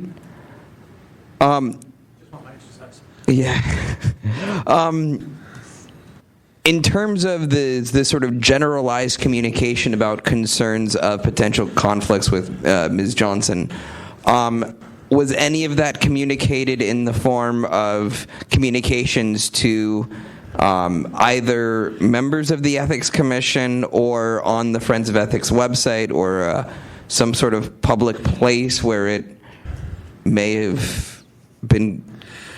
It was not. It may have been on an email blast that went to Friends of Ethics and our allies, but I did speak the preceding Sunday, I believe it was, at the Coalition for San Francisco Neighborhoods with Christine Johnson. She and I both spoke about the issue of conflict of interest and her job with Spur. And at that meeting, she took the position that there was no conflict unless Spur actually wrote a letter to the Planning Commission. But the fact that Spur took a position on the same issue she was going to vote on and that she was paid to represent them was not a conflict. She also said at that time that she could not remember who was paying the bills for her salary. Okay, and so what was that was a public meeting. George Wooding is president of the Coalition for San Francisco Neighborhoods. Sure, but what was the date of that meeting? I believe it was the Sunday before the Monday meeting. Sunday, so the day before the meeting, essentially. I think that's right. And was that the point that you decided to bring this issue before the Ethics Commission during public comment? Yes, and because I heard she also took the position that she could not resign from the Planning Commission unless the mayor approved her to resign, which was a new concept to me. And so the next day, Monday, the day of the commission meeting, I had an op-ed piece in the Examiner that outlined what I saw as the conflicts. And again, in that article, I did not note that there was a vote coming up because I didn't know it when I wrote the article and submitted it. All right. Thank you, Mr. Bush. Thank you. Any other questions for anyone? Or No, but are we going to go to discussion? yeah, we can just get any thoughts, colleagues? Can we just go thoughts now? That's Okay. what I just All yeah. right. I wasn't sure if I was recognized. I Oh, wrote some things go down. ahead. I wrote some things down. So I was having a really, really hard time, and still am. So let's use am, not just was, threading the needle on this. And I actually have to thank our Chair Wolf for saying, okay, this is what we're looking at. Was this agendized or not? And then everything that came after that, I sort of had to put aside. That was kind of extraneous information. I mean, we just had, I'll call it a Sherman's March of 4, very well-known kind of ethics leaders in the community. I mean, I'm going to say 2 out of 4 of you, Mr. Bush, Mr. Planthold, I mean, you guys are the guys that I go to when I have a question about something. So thank you for all the work you've done. And I'm going to stand up for this. Senator, Judge, Supervisor Kopp, I've known you forever. I'm just acknowledging all the work that you've done in the city, and thank you for extending BART. But it's just a thank you for all your service. But I gotta say, I'm still not completely convinced. So I'm probably going to be the 2-to-1 on this. I'm sorry, and by not completely convinced, you mean? I mean, they had good things to say, but I'm still stuck on the timeline of the agenda, that there was a whole lot more time. But hey, you guys probably have something to say. Sway me. Member Eldon? I actually am going to need to back up and get a clearer sense of who is allowed to serve on the Planning Commission or what's considered a conflict of interest. There are plenty of planning commissions made up of a diverse group of people in San Francisco who have day jobs. It's not a full-time position. And some of them work for organizations that are involved in contentious community issues where the organization they work for may take a stand, as I understand it. So I'm trying to understand what's the actual policy that was the issue here that applies specifically to this situation and not, say, to people at the Chinatown Community Development Center and other institutions where people work. Member Eldon, before we dive down that road, I just want to speak to the fact that whether or not ethics was fair in saying that this person should recuse themselves is not within the jurisdiction of... Okay, fine. So it's really just a matter as to whether or not there was a legitimate emergency, whether it should have been agendized ahead of the fact, or whether it should have been pushed back to the next month. And that's the potential sunshine violation, and that's really the universe that I think we need to stay in. Yeah, I'm just trying to understand if there's any precedent for this sort of thing based on what their policies are, which we do ask from time to time. But I'm fine doing my own research on that. I feel like, So, I mean, you can go ahead and frame it that way. Is there any precedent for this situation coming up, and how has it been handled? And this is for the Ethics Commission. I mean, go ahead and ask the ethics to the respondent, but it looks like the complainant also wants to weigh in on that, so maybe we can... Okay, yeah. I'm purely trying to understand if this was triggered now, when have been other situations when it was not triggered? That's so, Mr. Keene? Question. Chairman is fine. To answer your question, anytime it would come before the Ethics Commission, a situation in which you had someone who appeared to have a conflict of interest, that is, that they were going to vote as a member of a city commission, the planning commission, on an issue that the organization which employed them and paid their salary had already taken a position upon, any time that would come before us, we would look at that as a conflict of interest. And I can tell you, as someone who was a law professor for 30 years, who taught ethics, and Judge Kopp, former San Francisco, San Mateo Superior Court judge, very familiar with ethics, wrote part of the Brown Act when he was in the California State Senate, would tell you that any court in this country would say that that would be a conflict of interest for someone who is being paid by a private organization to also vote as a member of a city commission on a matter that was going to enrich that particular organization for which she was paid. So anytime that would come before the Ethics Commission, we would say, this appears to be a conflict of interest. That is all we did in this situation. Okay, but Mr. Keene, I don't think it's really about whether you acted appropriately in saying that this was a conflict of interest, so much as whether or not doing this on an emergency basis has been done in the past. Can you speak to that?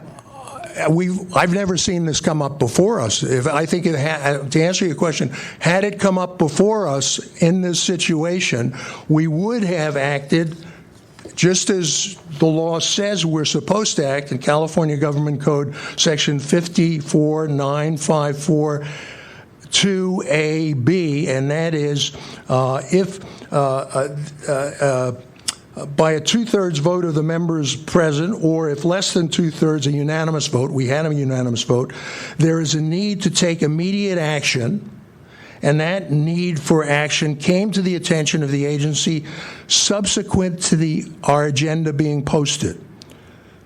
That need came to us after our agenda was posted. It came during the meeting, and it was a showing of a need to take immediate action because we had to notify this person of what we saw as a conflict of interest, and in order to fulfill our ethical duties under the charter of the City and County of San Francisco to the citizens of San Francisco, and we had to do that within 3 days before the vote.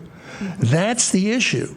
And we clearly come under this exemption to the Brown Act, which the Sunshine Ordinance Task Force also adopts as part of the requirements relating to things being agendized. We did everything according to the book. So it seems to me that there's there isn't much evidence to indicate that you could have scheduled this ahead of time. But I have there's no evidence. Okay, I'm not arguing that there's no evidence. That's but I'm curious how often I have seen government entities employ emergency protocols in order to sidestep things. And so just for a point of clarity, how often in your tenure has the emergency protocol been employed to make a motion that wasn't previously agendized? We never had this happen before. And so it wasn't a question of sidestepping anything. It was a question of complying with the law by complying with that specific exemption, which told us what we should do. And so you haven't had to rely on that exemption in the past? I'm not talking about conflict of interest, just any item before the Ethics Not during the 4 years that I've been on the commission. There may be other times that it came up before the commission. Other people may know Mr. Planthill has a long knowledge of the Ethics Commission's history far beyond mine. I've been on the commission for 4 years. Perhaps Mr. Bush or Mr. Planthill could answer that. But if it ever came up before any commission, and if we can find it coming up before any commission, I will bet my house against one of those chocolate chip cookies that Mr. Bush is holding that the commission voted to go ahead and exercise its powers pursuant to that exemption and acted even though it was not on the agenda. Right. Thank you. Right. Member Eldon, did you? I think the complainant wants to Go ahead. I just wanted to respond about the conflict of interest because I'm much more familiar with the planning department, the planning commission, where these conflicts of interest are constant. They happen all the time. Especially because, San Francisco land use, no one is without conflict. We have members of labor on the commission. We have landlords. We have any homeowner. Everyone's kind of conflicted out by default, in my opinion. But where we draw the line is something that's being discussed often at the Planning Commission, and various commissioners seek the city attorneys consult on whether they should be or they opt themselves out. That is standard procedure at land use, and so Christine Johnson was actually following standard procedure to consult with the city attorney, get their determination about whether she should not take a vote on this or take a vote on that, and this is a normal procedure. Sure. We're really just focusing on the exemption of the Brown Act of agendizing it. Whether it was appropriate or not isn't within our purview. Mm-hmm. So I guess what I'm confused about is the sense of urgency, right? If this is a standard operating procedure that people are constantly being conflicted out, if this was normal, and so I don't understand where the emergency came from. Sure. Yeah. Thank you. Any other questions or discussion before we turn it over for rebuttals? Mr. Chairman, I would just like to, in regards to your question, I'd like to state that the Board of Supervisors regularly uses this provision to adopt items not on the agenda, usually for emergency issues. Oh, yeah, I'm well aware of the provision. I just wanted to understand how often the Ethics Commission has employed it. Yeah, I was really just looking for context for this situation. And someone remind me who rebuttals first? The respondent provides rebuttal. All right, respondent, go ahead and make any closing remarks you have. I want to thank you for your attention and for giving us a full hearing on this. You've been very good, and we appreciate it.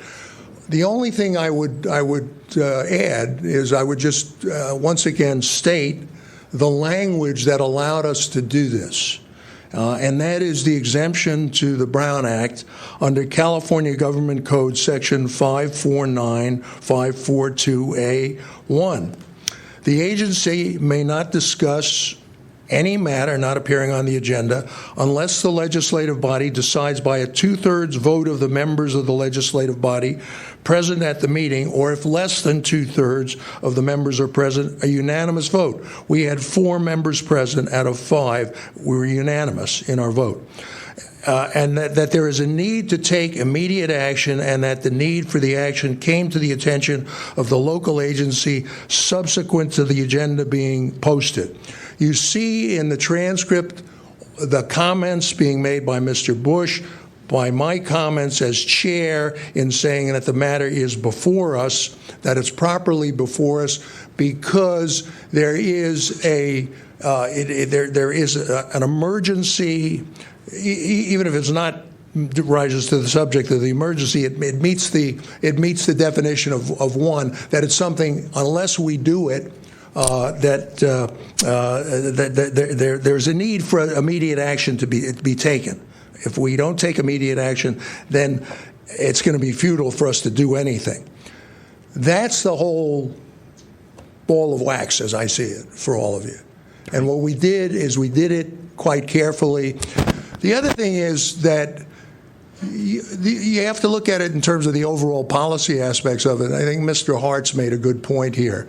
And what the Ethics Commission was doing is we were doing our job, looking out for the citizens of San Francisco about anything that might be unethical or a conflict of interest and might harm people, particularly in regard to a matter having to do with housing that was bitterly fought out over whether or not there was enough low-income housing, enough housing for people who needed it or didn't need it, or whether or not this was something that was just a boondoggle for big money and big developers. That was something that we were addressing. We weren't addressing the merits of that issue, but that's what the debate on the issue was. And we were saying, look, in regard to such an important issue, everything should be done cleanly, and it should not be done with someone who had a conflict of interest. That's what we were saying. We, the Ethics Commission, were doing our job looking out for San Franciscans, and I think you ought to say that's what we did. Thank you. Thank you. And the complainant, you have this is your opportunity for closing remarks and to rebut anything that's been said. Yeah, hi, Laura Clark, and I respect the long-standing experience that some of these people have. Obviously, I'm a little newer to this, but I'm not new to the debate about inclusionary housing, and that debate has been going on for months, and in fact, it is still ongoing. And so the idea that this was an emergency, sudden thing is pretty laughable, considering it's been something that we've had numerous hearings and debates ongoing for months and months and months. This was one advisory vote that we were taking on a moving target that has come back to the Commission multiple times. And I hope we're going to pass it because I'm sick of talking about it. But there was no need for immediate action. Though they may have passed this resolution with 2/3, they did not vote with more than 2/3 to determine that there was a need to take immediate action. And in order to do this Brown Act violation thing, they would have needed to vote with 2/3 to declare this is an emergency, immediate action necessary thing to do. And as far as I understand, they did not take that vote. I understand that emotions get pretty high when it comes to land use, but I think that this could have been done right.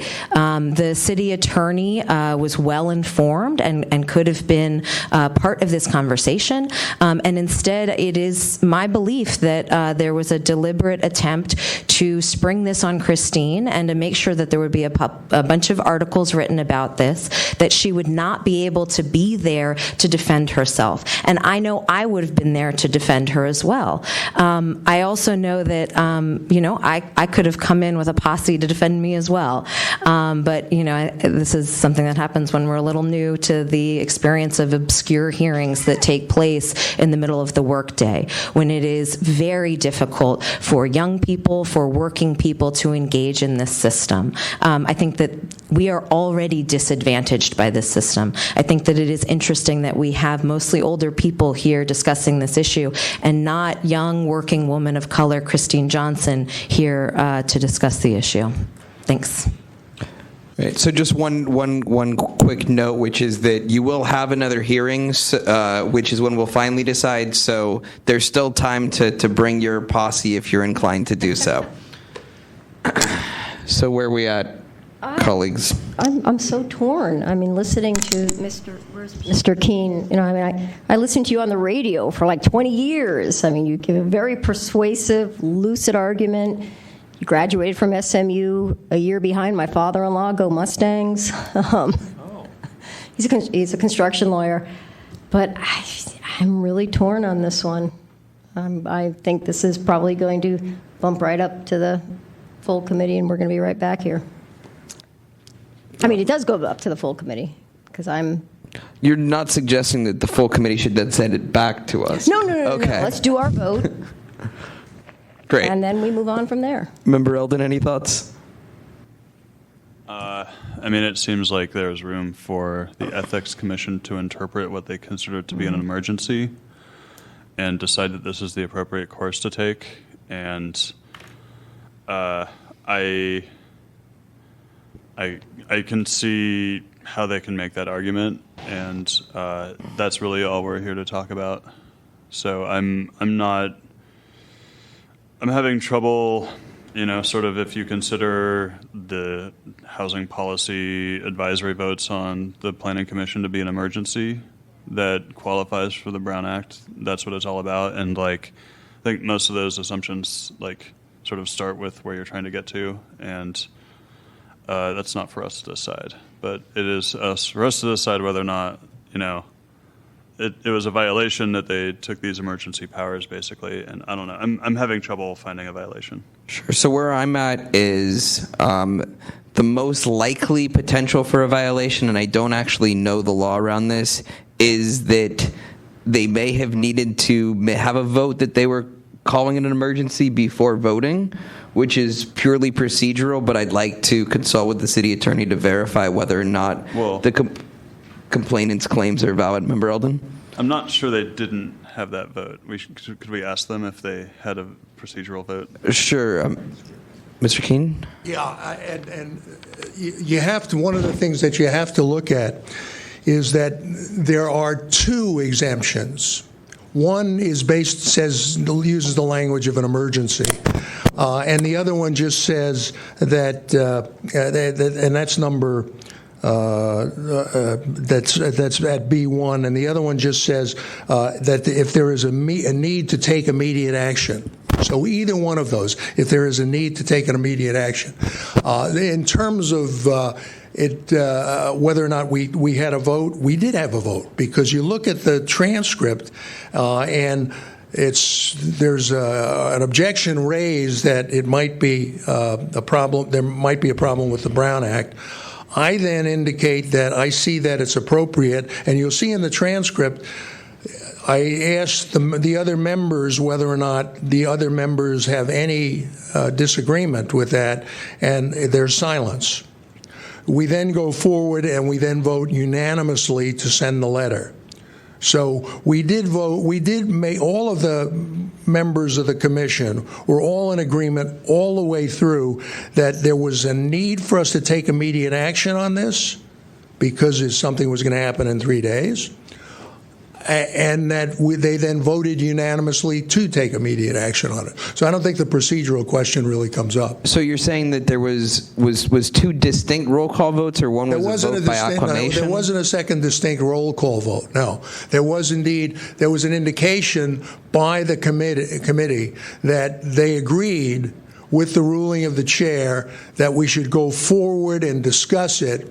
And then later on, we voted on it, go forward and discuss it because of the need to take immediate action. In terms of there being a formal roll call vote, no. But clearly that you can see from the transcript, there was unanimous agreement for us to go forward because there was a need for immediate action. Right. I certainly understand. I have no idea whether or not the way that it's typically read would require that two roll call votes. I realize that it's probably not necessary other than by the letter of the law, but I do personally feel that I would benefit from our own city attorney's consult on these nitty-gritties. Obviously, even if there is a violation there, it's purely procedural in nature, but that's where I'm at as a task force member. Member Eldon? Can we be pointed to the part of the transcript that covers this? I'm having trouble finding it. Sure.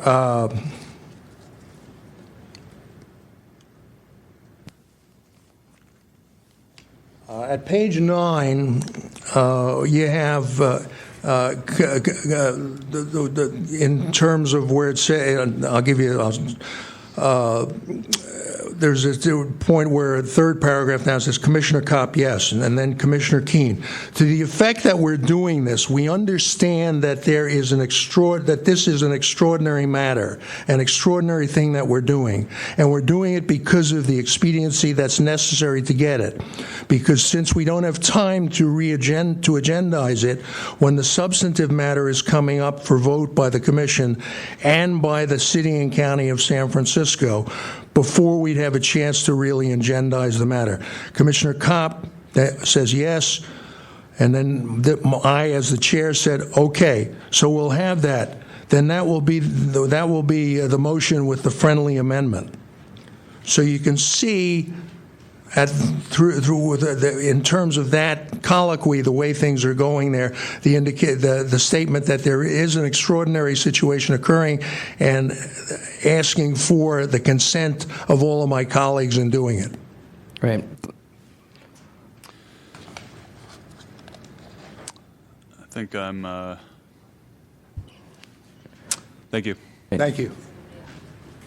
So just before we move on to motions, I'm also slightly concerned about the language that Fitz's article suggests about this previous conversation, although it sounds like that may have just been something that got changed in the editing process or whatnot. I'm inclined to send the matter to the full task force with no recommendation of a violation.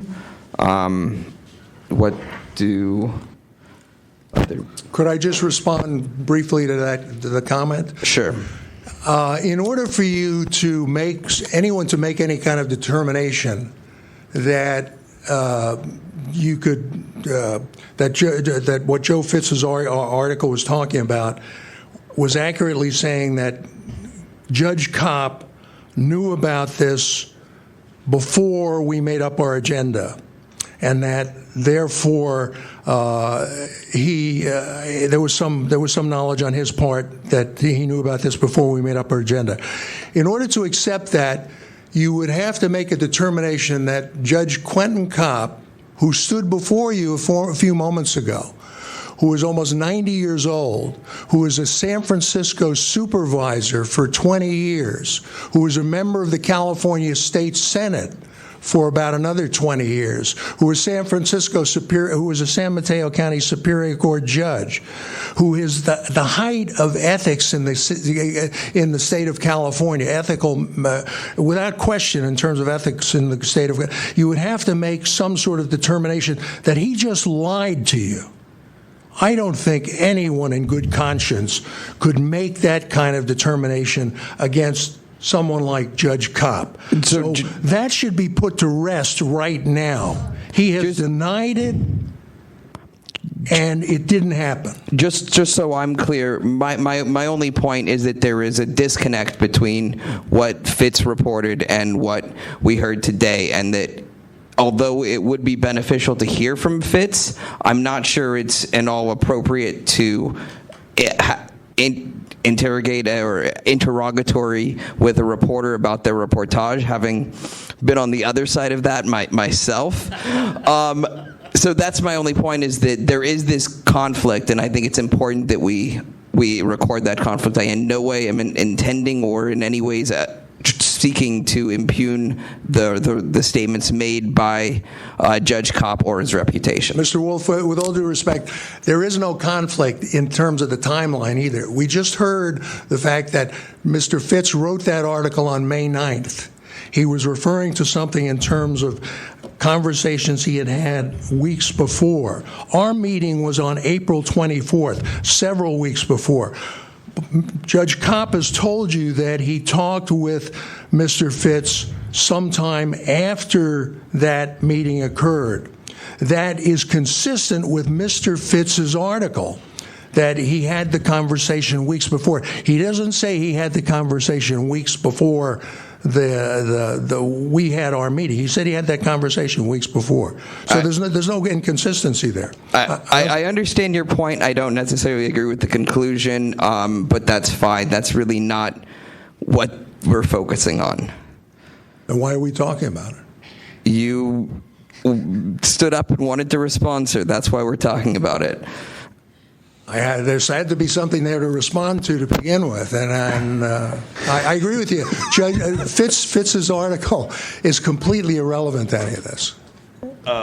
Through the chair, I think there's a lot of things that have really gone orthogonal on this, I'll admit. But I will say, in the 5 years I've been on this commission, this is by far the meatiest case we've ever had. So I want to thank all of you for bringing this to us. Well, vote in favor of us. That's the best way to thank us. No, I'm thanking everybody, all sides. All right, is there a motion? Mr. Chair Wolf, you started the motion? I know I said I'm inclined to make a motion. I did not actually. Where I'm at, I actually think. We won't have a public comment until we make the motion. Where I'm at with this, I feel like I have the gist of the timeline explained to me from the respondents, where I'm less concerned with the issue you just brought up. I think basically they made a judgment call that is hard for us to second guess, but I would, like the chair was saying, would appreciate the input of the city attorney on it, and I think that's mainly where I'm at. And yeah, I'm with you. I'm not finding a violation right now, but I'd like to be sure. I'd like to get the input of the city attorney. So you want to go ahead and make a motion then, or? To get the input of the city attorney. So we can just not make you can make no. You need to make a motion to send it there, but you can make a motion with no recommendation. Yeah, I'll make a motion with no recommendation that I'd like to get the input of the city attorney. Is there a second? Whether there is. I want to ask Victor, Mr. Young, what that really means. You can refer this to the full task force with a recommendation to find no violation, a recommendation to find violation, or refer to it without a recommendation. However, if you have an opinion one way or the other, I would suggest we can ask questions, but the full task force is not entitled or not required to take your recommendation. But if you do have a idea. Okay, so the instructions I got from chair of the task force, Wolf, not this chair, the other chair, the full task force chair, was for us to process these sorts of discussions within the standing committees like this one before making a recommendation to the full task force. It was my fault that that one item took an hour and a half last time, which is why he told me that. So if it's a matter of, I think it's a matter of we need to go to the city attorney first if we want their input before making a decision on this, and then we have to bring everyone back here and make a decision. If you are confident of, if you believe you have enough information to send it forward, you can do that, and we can ask specific questions to our city attorney to present at the full task force meeting. Yeah, I'm strongly opposed to sending it back to this committee before sending it to the full task force. I think we've unpacked it quite successfully. There are missing pieces of information, but we can request that those are generated in the meantime for the full task force. Well, then I'm making a motion to find no violation for the full task force with the recommendation that we talk to the city attorney first. So I have a question. Maybe this is for you, Mr. Young. I made a motion. Do you want to second that motion? No, I have a question about that motion. Okay. So if I'm not completely in agreement with the no violation, so do I vote against the motion or? That is your choice. No, I don't know. It depends if there's enough votes to send it forward with that, and you can vote no, or there could be a different motion. Well, I still want it to go to the I want to make sure that my no is no violation, but my yes is to the task force. If you would like to take a vote on this motion, and if it fails, we can take another motion. We don't have a second. Well, wait a minute. Okay. Hold on. Let's let the process play out. I'll let this. Is there a timer You're on not this? seconding it. I'll let it die without a second. Is any other motions that people are looking to make? Do you have something? I mean, I'll make a motion with no recommendation. Can we do that? Yes. I'll second that. And may I also ask that you make a motion to refer this matter to the full task with no recommendation, and to ask specific questions to the city attorney. If you can provide those to me in writing, I will forward it to our city attorney. So we should. It doesn't need to be part of the motion, but I just wanted to be sure that that is the request of this committee. Right. And Member Eldon, are you inclined to submit those questions for the city attorney to Victor in writing? Sure, I will. Great. Is there any public comment? Yes. I Actually, think Mr. Plantold's already spoken as a. Well, I need to let them. Motion. Yeah. What? Public comment on the motion. Well, historically, those that spoke as on behalf of respondents have not been able to speak at public comment, which I've never fully understood. So when I was on the task force, I don't understand it myself. So Victor, can you speak briefly as to why our standard procedure is that people that I cannot speak to why. This is the practice of the task force, that if you speak on behalf of one of the parties, you are not considered to be a member of the public anymore. You are party. Yeah, it's been that way since I've been here, so we have to stick, whether it's right or wrong, we have to stick with that. Any thoughts on Or that? not. Eldon? I mean, I'm not sure whether we, as a subcommittee, actually do need to stick to it. Maybe we should, but the motion is process. It's not content. We spoke on content, not on process. That's the distinction. I'd let him talk. I mean, let's go ahead and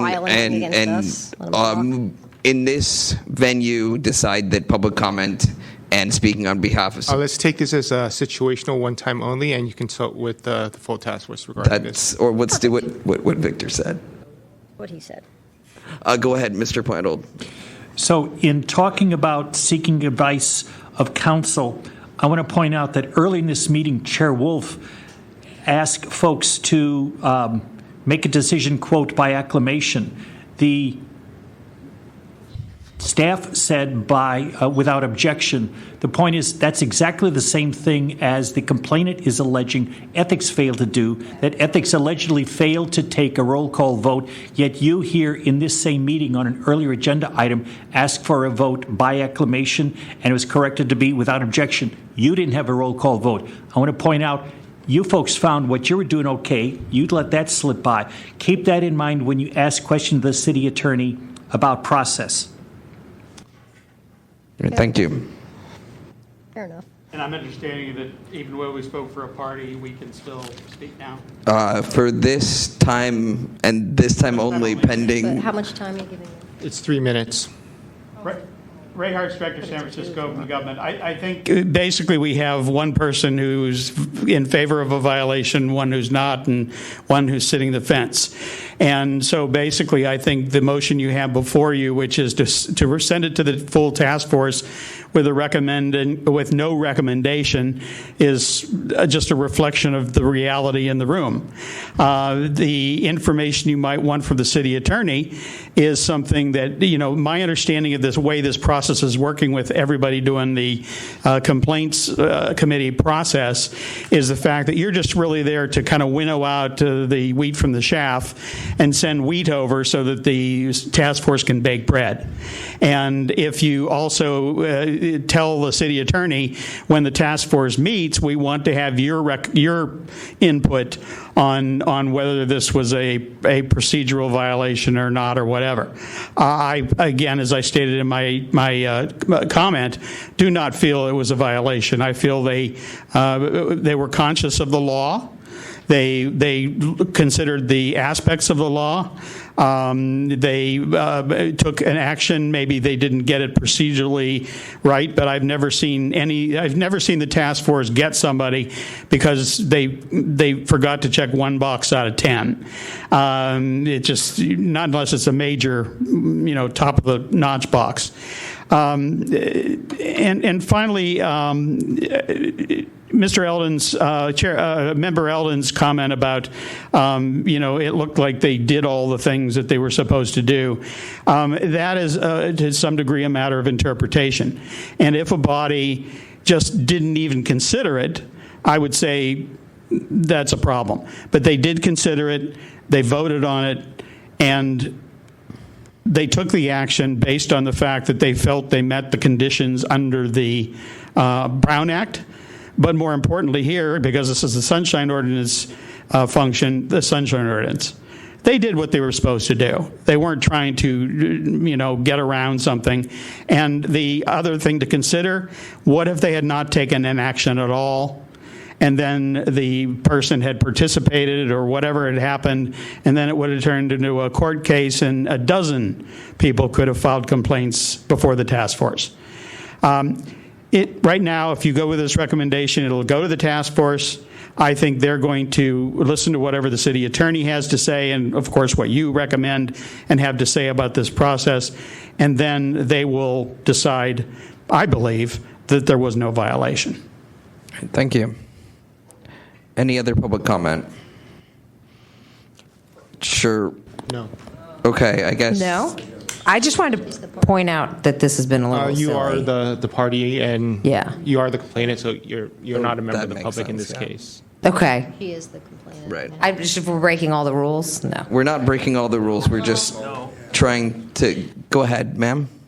I have some experience with why of complainants and parties associated with actions not being able to partake in public comment, and that is to rein in the hearing times and to prevent further arguments back and forth. It comes down to who brings the most people not affiliated with the case, and that's where you bring your posse.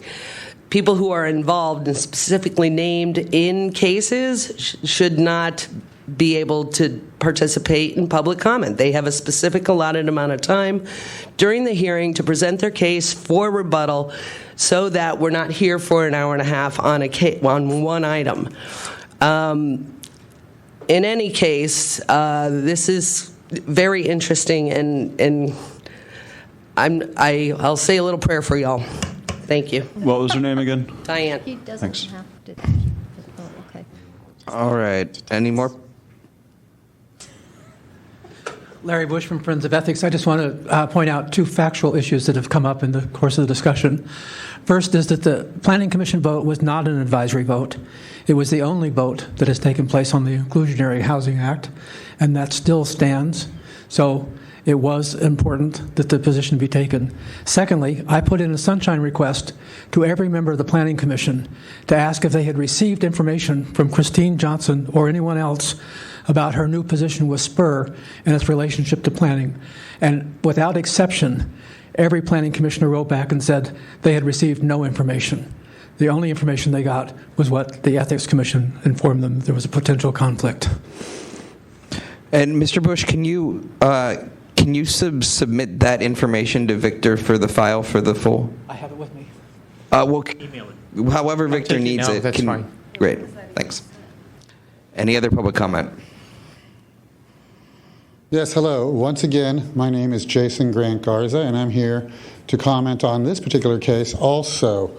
I'm sorry I lost my train of thought because you spoke with the guy previously. Give me a couple of seconds, please. I want to regain it. It was very, very important. The role of the Sunshine Task Force is to find the full truth, the whole truth, and nothing but the truth. Now, I understand that, this motion with, whether to send it up with recommendation, no recommendation, allowing other people who are the complainants and respondents to have public comment, all these things are much better focused on in front of the full task force. And the reason I say this is, we as human beings would prefer to err on the side of caution, and to be sure that we've covered each and every conceivable, possibility, instead of just accepting willy-nilly what Judge Kopp might have said, what Mr. Planthold might have said, what anybody else might have said. We as American citizens who, require Sunshine to do its task, which is to expose everything.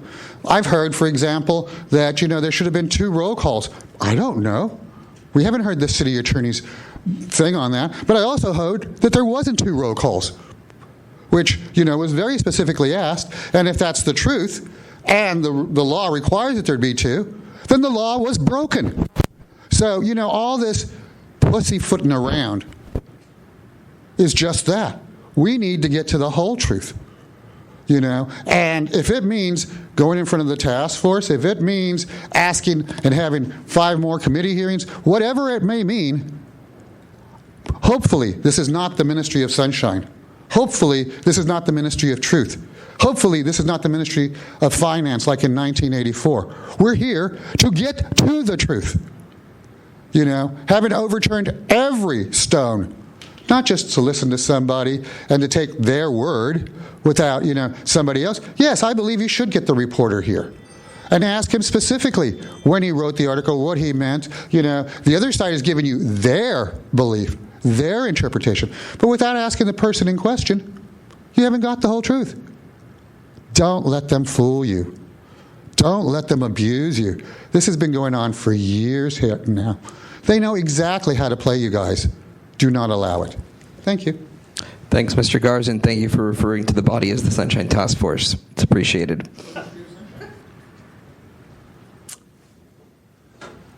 It's a pretty cool subject. I wish I went to law school. All right. Any other public comment? Seeing none, go ahead and call the roll. On that motion, Member Eldon. No recommendation. No recommendation. Aye. Eldon, aye. Member Fisher. Aye. Fisher, aye. Chair Wolf. Aye. Wolf, aye. The motion passes. This matter will be referred to the full task force for their most likely their August 2nd meeting. I will transmit the questions to the City Attorney Cola once I receive them. Right. Thank you. Next item, please. We're usually out of here by 5:30. Next on the agenda, item number 7, file number 17048, complaint filed by Ray Hartz against Angela Calvillo, Clerk of the Board of Supervisors for allegedly violating Administrative Code, Section 67.16 and 67.34 by willfully failing to place a written summary of the public comment, if no more than 150 words, into the body of the minutes. This is regarding the March 14th, 2017 and March 21st, 2017 meeting. And just as a point, take a moment and is the complainant and a respondent here? I see Mr. Hartz. And is anyone from the clerk's office here to respond to the? There does not appear to be Seeing no one. Great. All right. So the first matter before we begin, while people are still filing out, is jurisdiction. Is there a motion for jurisdiction? So moved. Second? I'll second it. Second. By acclamation? Seeing no objection. All right. We found that there's jurisdiction. Mr. Hartz, can you go ahead and explain what your complaint's about?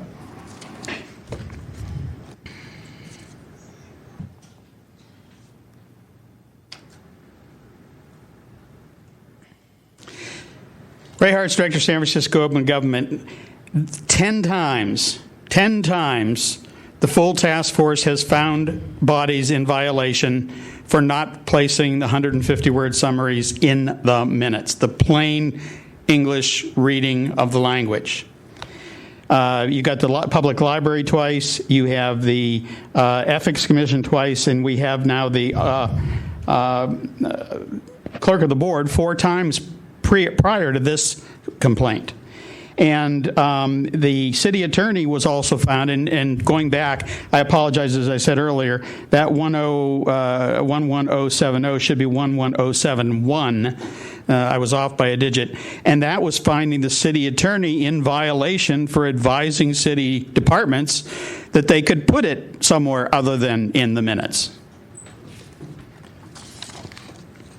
If you turn to page 101 of your packet, you see the response from Wilson Ng, and basically they're just repeating everything they've said to the task force on every single occasion that this matter has come up, and they've lost 10 times. And the only times they didn't lose was when we had some situations like 6 members as a quorum, and we got 5 votes. So it was more a procedural matter than anything else. But if you look toward the bottom where it says the city attorney opines about 2/3 of the way down, it says, The speaker's summary of a public comment may be placed in the text of the minutes for the agenda item or for general public comment if that is where the comment occurred, or at the end of the minutes, whether or not designated as an attachment. If the summary is placed at the end of the minutes, we recommend as sound practice cross-referencing the attachment to direct the reader to the summary.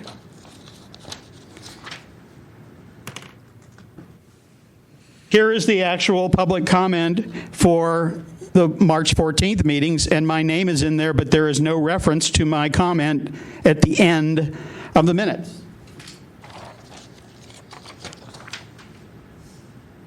There's the same thing for the March 21st meeting. Again, my name is there, but there is no reference. So it seems like the clerk of the board wants to follow the city attorney's advice, but only as far as she wants to follow it. You can't have it both ways.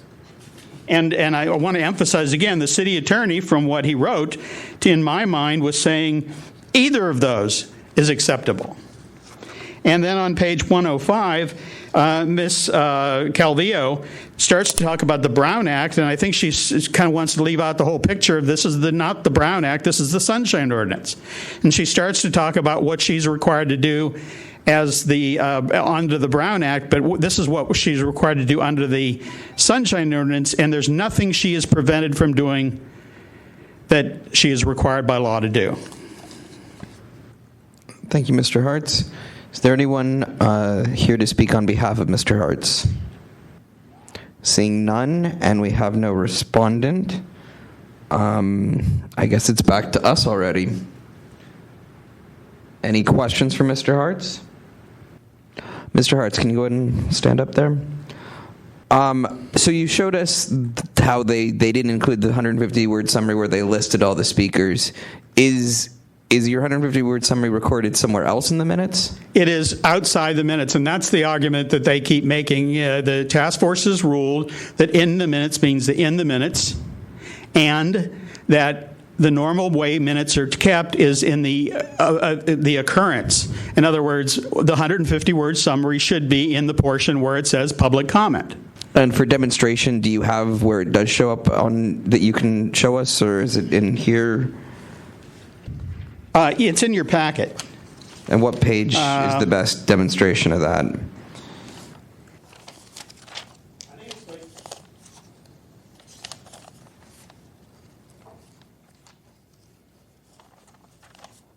Page 93. Page 93, thanks. And also page 94. Well, one is for the 14th of March, and the other is for the 21st of March.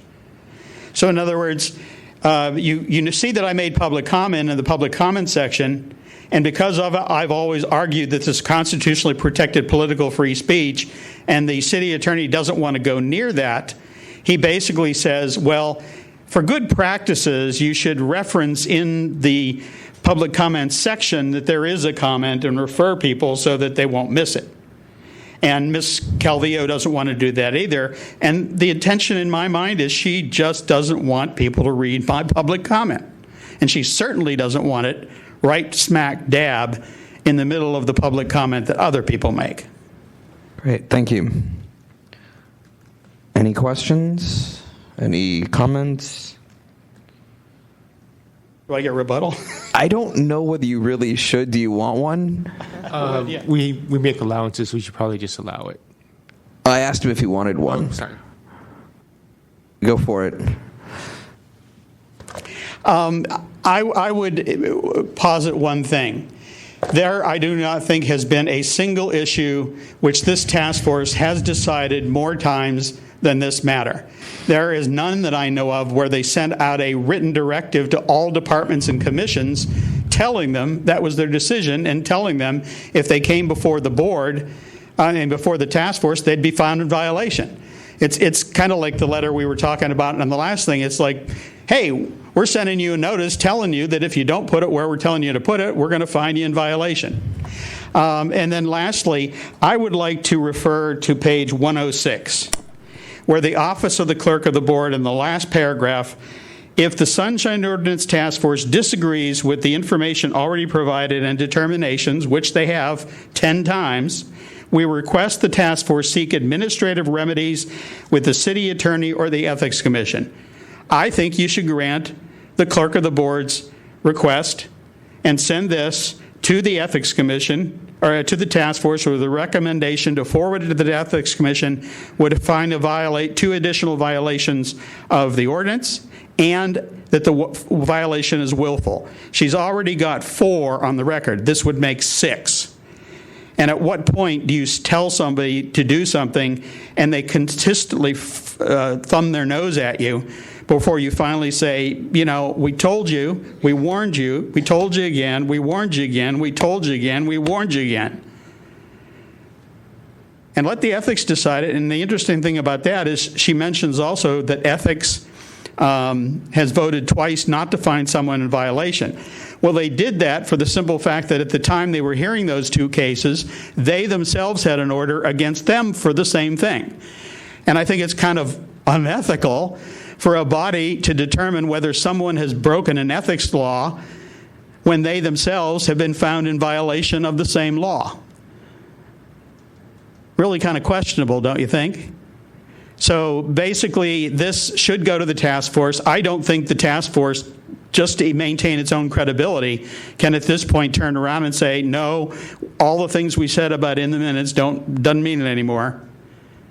And secondly, Ms. Calvillo, I don't know whether you're being directed to do this by a member of the Board of Supervisors or several members of the Board of Supervisors or what, but you're taking an action we have repeatedly said is not lawful under the ordinance.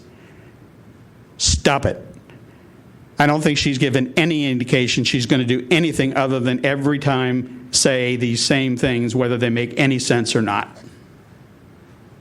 I have a quick question for Victor. Victor, what is the language that's sent out to the city department about attending the complaint subcommittee? It's the same notice. There's not much difference, but it does state that they are required to attend the meeting pursuant to the specific code section.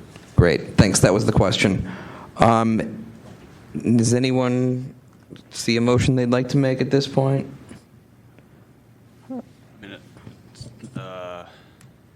So I'm inclined to go with a motion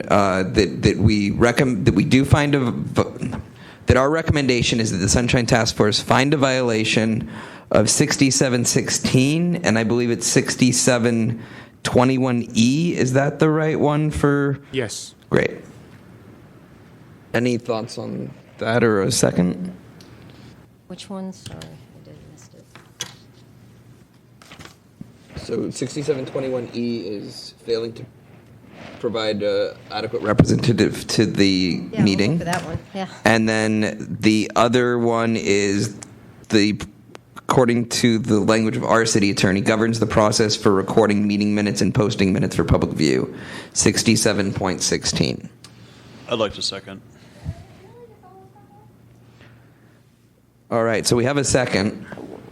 We'll vote on it shortly.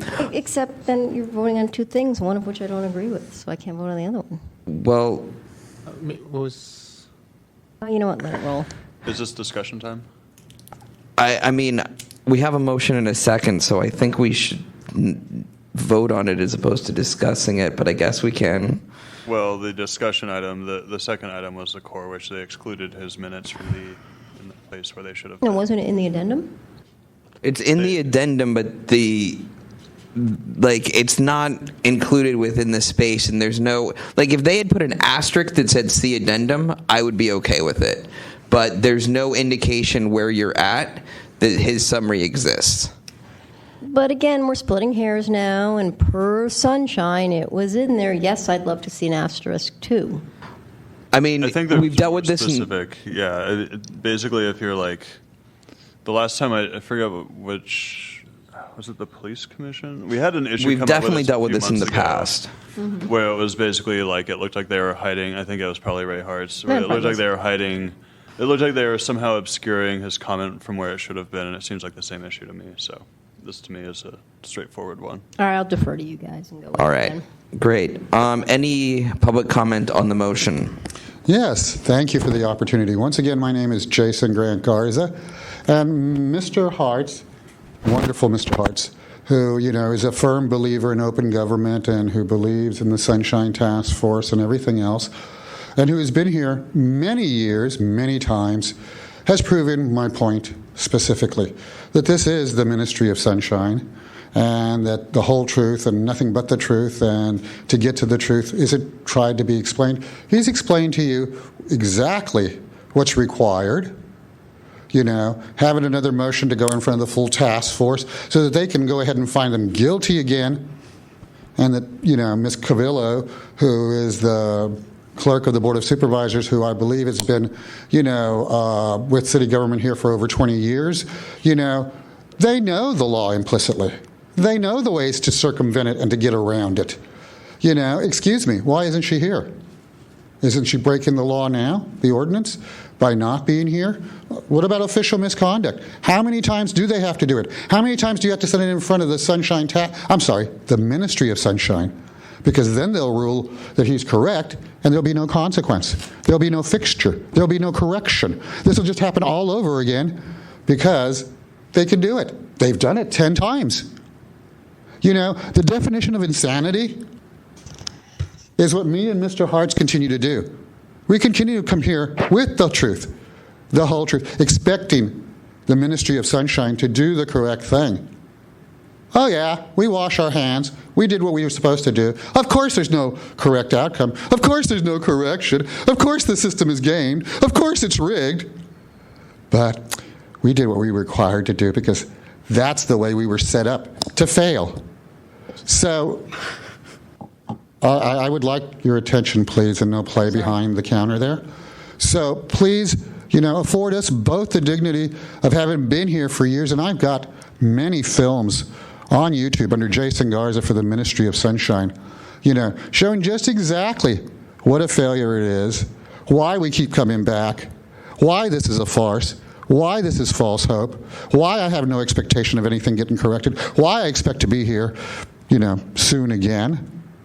In my particular case, it's been the Department of Public Health. Repeatedly. Tonight, supposedly, there's supposed to be 3 people here to answer for, the immediate disclosure request. I certainly hope one shows up, but, the law requires all 3. Let's see what you do about that. Thank you. Have a nice day. God bless. Right. Anyone else? Seeing none, go ahead and call the roll. On the motion, Member Eldon. Going to repeat the motion? Or? The motion is to find a violation of 67.16 and 67.21E. The motion, Member Eldon, aye. Member Fisher. Aye. Fisher, aye. Chair Wolf. Aye. Wolf, aye. The motion passes. This matter will be referred to the task force for their August meeting. Great. Thank you. Next on the agenda, item number 8, file number 17049, complaint filed by Jason Grant Garza against Director Barbara Garcia, Philip Katzenberger, and Mr. Price, Department of Public Health, for allegedly violating Administrative Code Section 67.25 and 67.34 by failing to respond to immediate disclosure requests in a timely and/or complete manner. And before you begin, Mr. Garza, I see you there. Is there someone from DPH here? Yes. Great. Thank you. Is there a motion to find jurisdiction? So moved. Any seconds? Seconded. By acclamation? In addition to purely jurisdiction, as this is a public records matter, I would suggest that you find that you have jurisdiction and that the records in question are public. It's a definition in regards to the 45-day requirement for this task force to determine whether or not the records requested are public or not. I think we should stay with the jurisdiction and find that the records are public before we make an additional motion, but I think we should actually hear about the records to make that conclusion before we do so. Thank you. Thanks for pointing that out, though. All right, Mr. Garza. Mr. Wolf? One more. Oh, I'm sorry. We didn't quite take that by. I said by acclamation, and then you. So let's do another by acclamation just so that we're solid. Okay. All right, great. Mr. Wolf, I'd like for you to ask if there's a representative here, Mr. Katzenberger from Zuckerberg, or the other person I sunshine, which was Basil Price. I don't want this to be overlooked. Yes, we have the Department of Public Health here, but Should I start the clock now? Is this the question that you would like to respond to, or should I start? Let's deal with this question for a second. You have... I'm looking at the language of the complaint itself, because the way it's summarized, it just names one department. No, I don't believe so. It says, and Basil Price, Director of Security, Philip Katzenberger, Director of HIS, San Francisco General Hospital. Is Basic Price a person or an organization? I may have misspelled that. Maybe Basil Price is the Director of Security for Zuckerberg. Okay, it's written as Basic over here. Oh, Basil. Sure. It's Basil. Basic? There's no T there. On our agenda, it's okay. Well, fine. On my sunshine request, it's spelled correctly. I'm sure it is, sir. So I'd like for you to ask if they're here, because we can let them address that during their comment. Is there anyone else here in addition to the person who's already raised their hand as a respondent? Seeing none. All right. Thank you for the record. Now let's go ahead and go give you your time. Okay.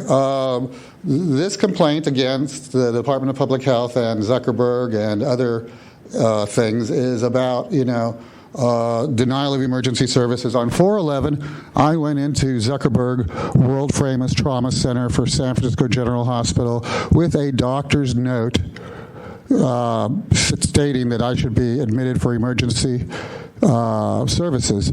At that point, I went to emergency, and I had my cell phone, and I was recording what was going on at the time, and I showed him my letter. I also passed through security, went up to the triage desk. At that point, one of the people behind the triage desk told me I couldn't film. I told them to quote the law. They couldn't quote the law. The hospital administrator came out, told me that I couldn't film. I asked her to quote the law. She called security over, because you must remember that the Department of Public Health has a $12 million MOU to provide security services for its hospitals, clinics, etc. The unfortunate part is that MOU provides security, not law enforcement. The people who are dressed in the sheriff's uniform are nothing more than security. They are not there for law enforcement. When I turn to them and ask them to enforce my rights under medical law, they do not, because that is not their job requirement. It has been cleverly parsed, subterfuged, and if you call the San Francisco Police Department to come out and give you civil standby for the laws that have been broken, they will not come out, because they are told that the sole jurisdiction is by the sheriff's office, and I brought him to Sunshine, where the sheriff's office has admitted that there's no sole jurisdiction, but of course there's never been a fix. This is the way this system is set and rigged. There's never a fix. Never. How many times have I been here? Let us continue. In the past, in case 15012, from a year or 2 years ago when I was denied emergency services at the same hospital, I requested the videos, which were not denied, and which I received. Linda Acosta, who is a public information officer, mind you, the brand new public information officer, I would question her training and her knowledge of Sunshine, wrote me back an affidavit stating that it was a HIPAA violation for me to receive this video, even though I'd received the videos before, and there was no HIPAA violation. She claimed that there were faces and identifiers of everyone else, of other people, which made it such. I am very curious as to the fact that I was the only person there, so I do not know who she's referring to. When I wrote her back and said, excuse me, this is not what happened, this is not correct, let me set up a meeting, let's go further so that you can help me get what I need, to this day I've never been contacted. That's not the way Sunshine is supposed to work. This is an IDR, 24 hours passed, I didn't get what I was supposed to get, it didn't work, I still haven't had it. So I will be happy to answer any questions and continue. Thank you. Great, thank you. Is there anyone on behalf of the complainant? Seeing none, if the respondent can go ahead and approach. Mr. Chairman, I would just like to provide a quick statement regarding Philip Katzenberger. It's my understanding he is no longer an employee of the City and County of San Francisco. Great, thank you. All right, you've got some time to explain why this is or isn't a violation. Okay. Good afternoon, Task Force. My name is Linda Acosta. I'm here for the Department of Public Health. And Mr. Garza filed an immediate disclosure request on May 4th, asking for a number of things, including all emails, correspondence, memos related to his visit to the San Francisco General Hospital on April 11th. I began that search, but I let Mr. Garza know that under Sunshine request, immediate disclosure materials need to be readily available and simple, and getting all emails, notes, correspondence, medical records, and video is not an easy task. I let him know that we would get his information within 10 business days. I did deliver every piece of information related to that visit to Mr. Garza within 10 days. The one thing that I was not able to give him was security videos, which contain faces of our patients. I did consult with our city attorney, who affirmed what I thought, which was that we are not to release images, recognizable faces of our patients.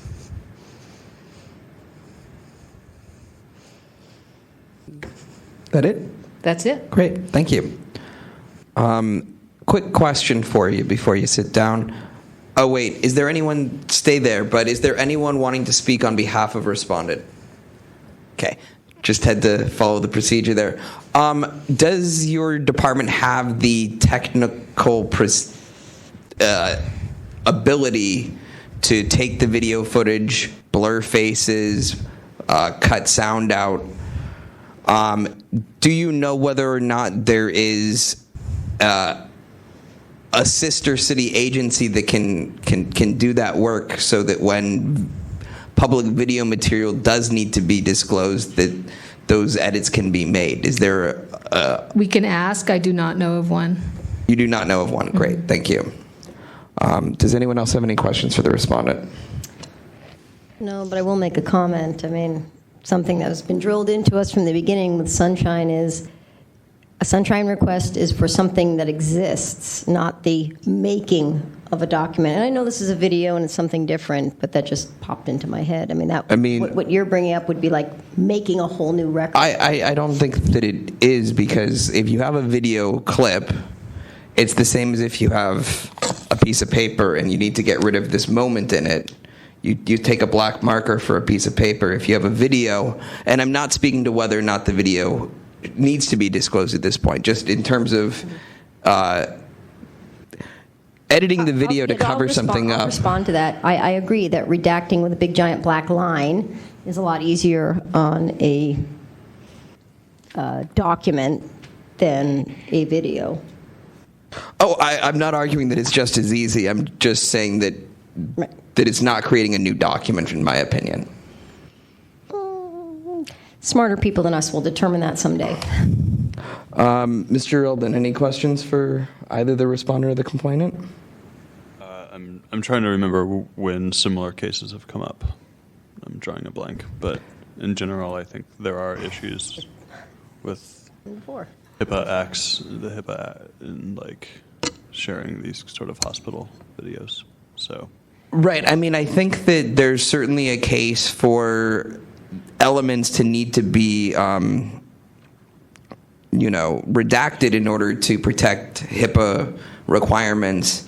The question I see is whether or not our city entities have a mandate to be able to redact video or not, and whether such an entity exists and is available to you is something that still remains unanswered. But that's sort of where my concerns are. If the video had not had anyone on it other than Mr. Garza himself, what would your response to the request have been? I would have released it. Great. Am I to answer his question? You don't need to, but I'll go ahead and ask. I did see the video. Okay. And what would be the process if you had felt that this was, that you did need to release the video and needed to do some redactions? Like, that's how we've ended up here. But so the process, who would you reach out to find out if that's even possible? I asked the former PIO in my position, and she didn't know of any redaction. And I asked the city attorney, and she said, don't release the video. So she did not say, oh, you should redact, and here's how you do it. Right, but so there's no, we still have no real bearing on how feasible editing video even is. Victor, did you have something you wanted to weigh in there? Okay. Victor, in your experience, have we dealt with redacting a video and other departments that you recall? In regards to redaction, no. Great.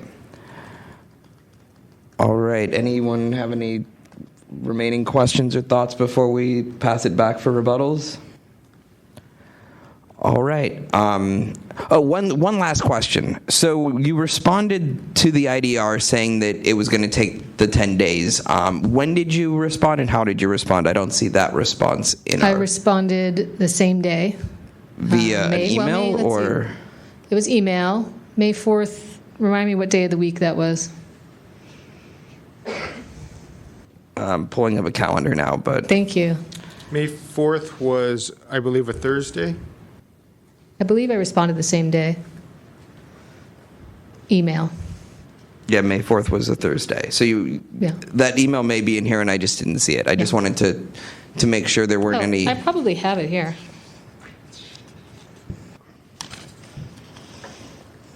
Yeah, that was on. I responded on Thursday, May 4th at 1:40 p.m. Great. Awesome. Thank you. Let's go ahead and hear rebuttals. And does respondent, you're actually still at bat. Oh, okay. If you have anything to respond to that's been said. Nope. All right. Thank you. Mr. Garza?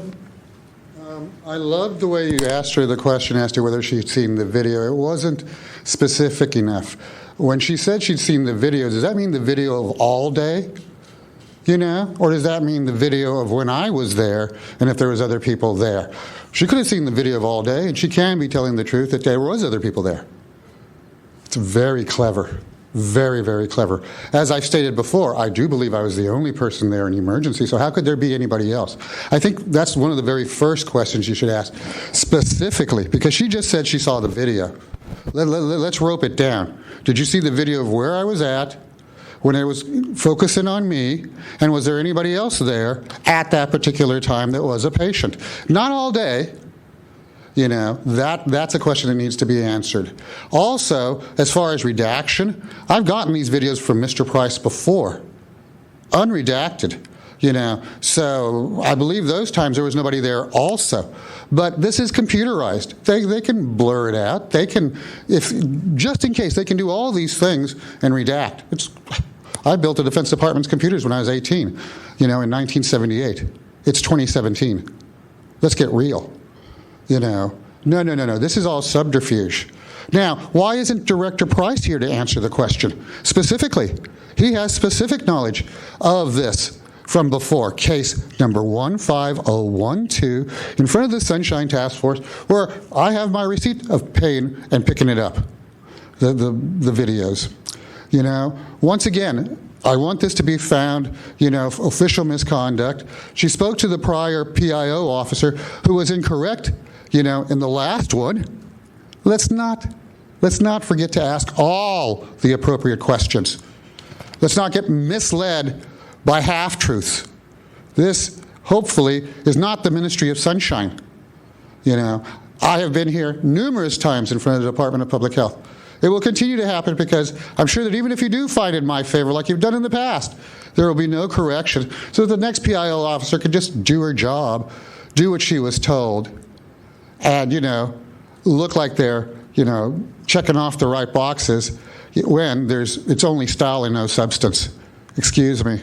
You know, this is nothing more than a comical error, you know, with a ship of fools running it because, you know, it's plain and simple. These are public records. I'm telling you, not only was I there, I was assaulted by these people. I had my camera. They deleted my videos. That is destruction of evidence. What they cannot delete is the overhead video. I've received them in the past. Why can't I receive them now? Unless, of course, I'm dead right. Let me say it a second time. I'm dead right. Let me say it a third time. I'm dead right. Thank you. All right. Anyone see a motion they'd like to make?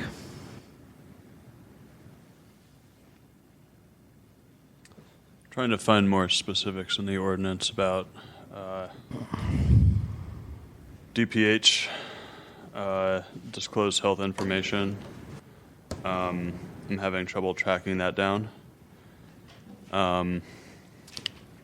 Those are the main question I'm trying to understand is what are the legal obligations of hospitals to release this sort of information, and what are the things we've done in the past around security videos in places where there are exemptions. So the security videos issue has been handled differently in different instances because we're dealing with different agencies and how they view it.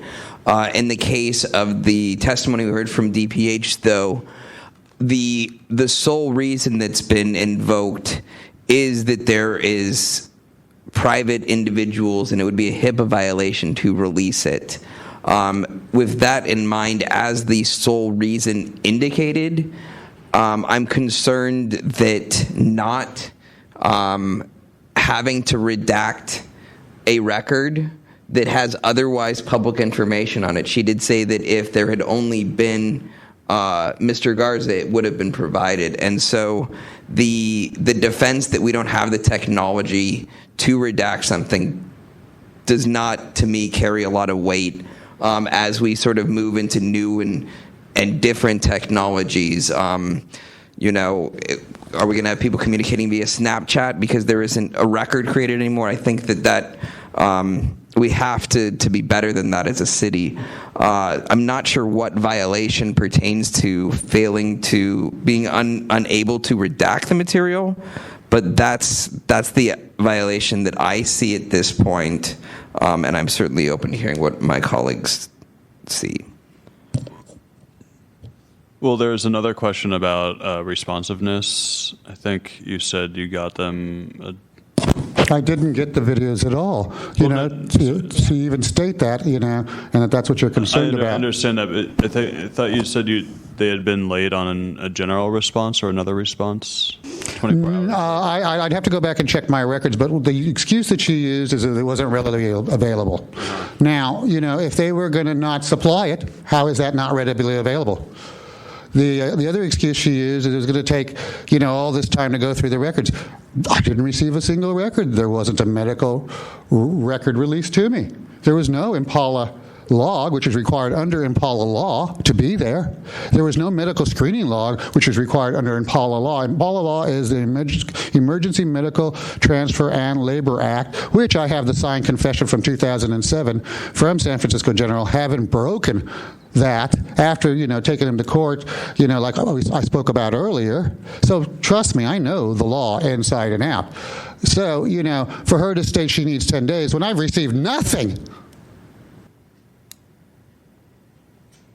a few pages that, isn't what I requested. I didn't get the medical records. I didn't get, the video. Why a 10-day delay on an IDR for something I'm not going to get anyway? So, this procedure is a farce. This is about an IDR. This is about. I'm done asking. This is about. Right. Thank you, Mr. Garza. Sorry.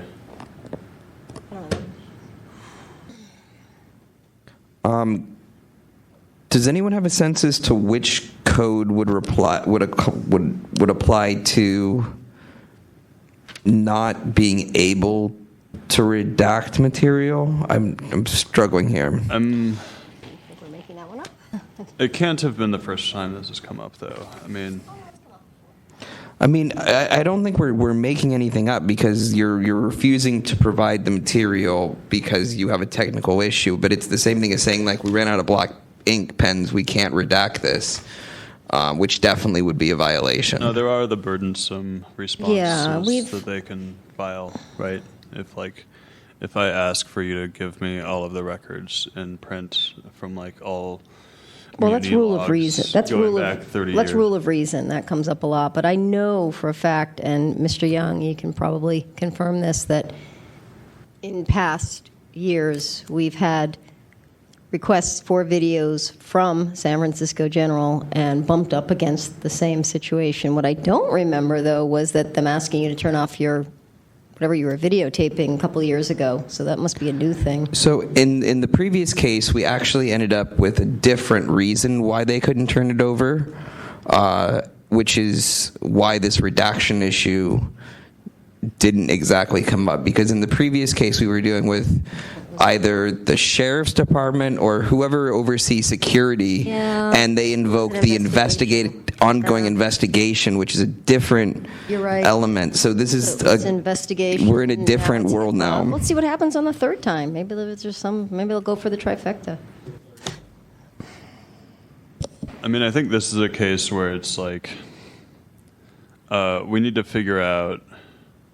We need to figure out amongst ourselves or with the city attorney how to approach the redaction of videos and what the feasibility. I mean, if you guys this is just like going from an agrarian society to an information age. You know, the technology always moves so much faster than the regulation, and this is just a clear-cut example of this. So technology has just gone so fast, and the laws and the regulations and the things that Mr. Grant Garza wants are just so having not found anything better, I'm looking at 67.24.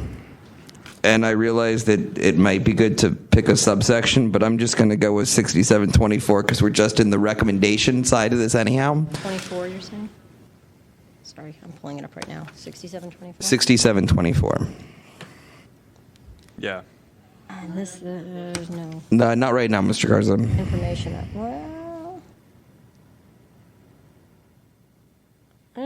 It's a stretch, but I'll go with you guys on it. Because I have nothing better. All right, I'm making that motion. Motion for us to find a recommendation of a violation of 67.24. Is there a second? It's just could you describe it slightly? Yeah, because it's a lot to this. A short description? Yes. Failure to redact. Failure to provide a document with redactions. Thank you.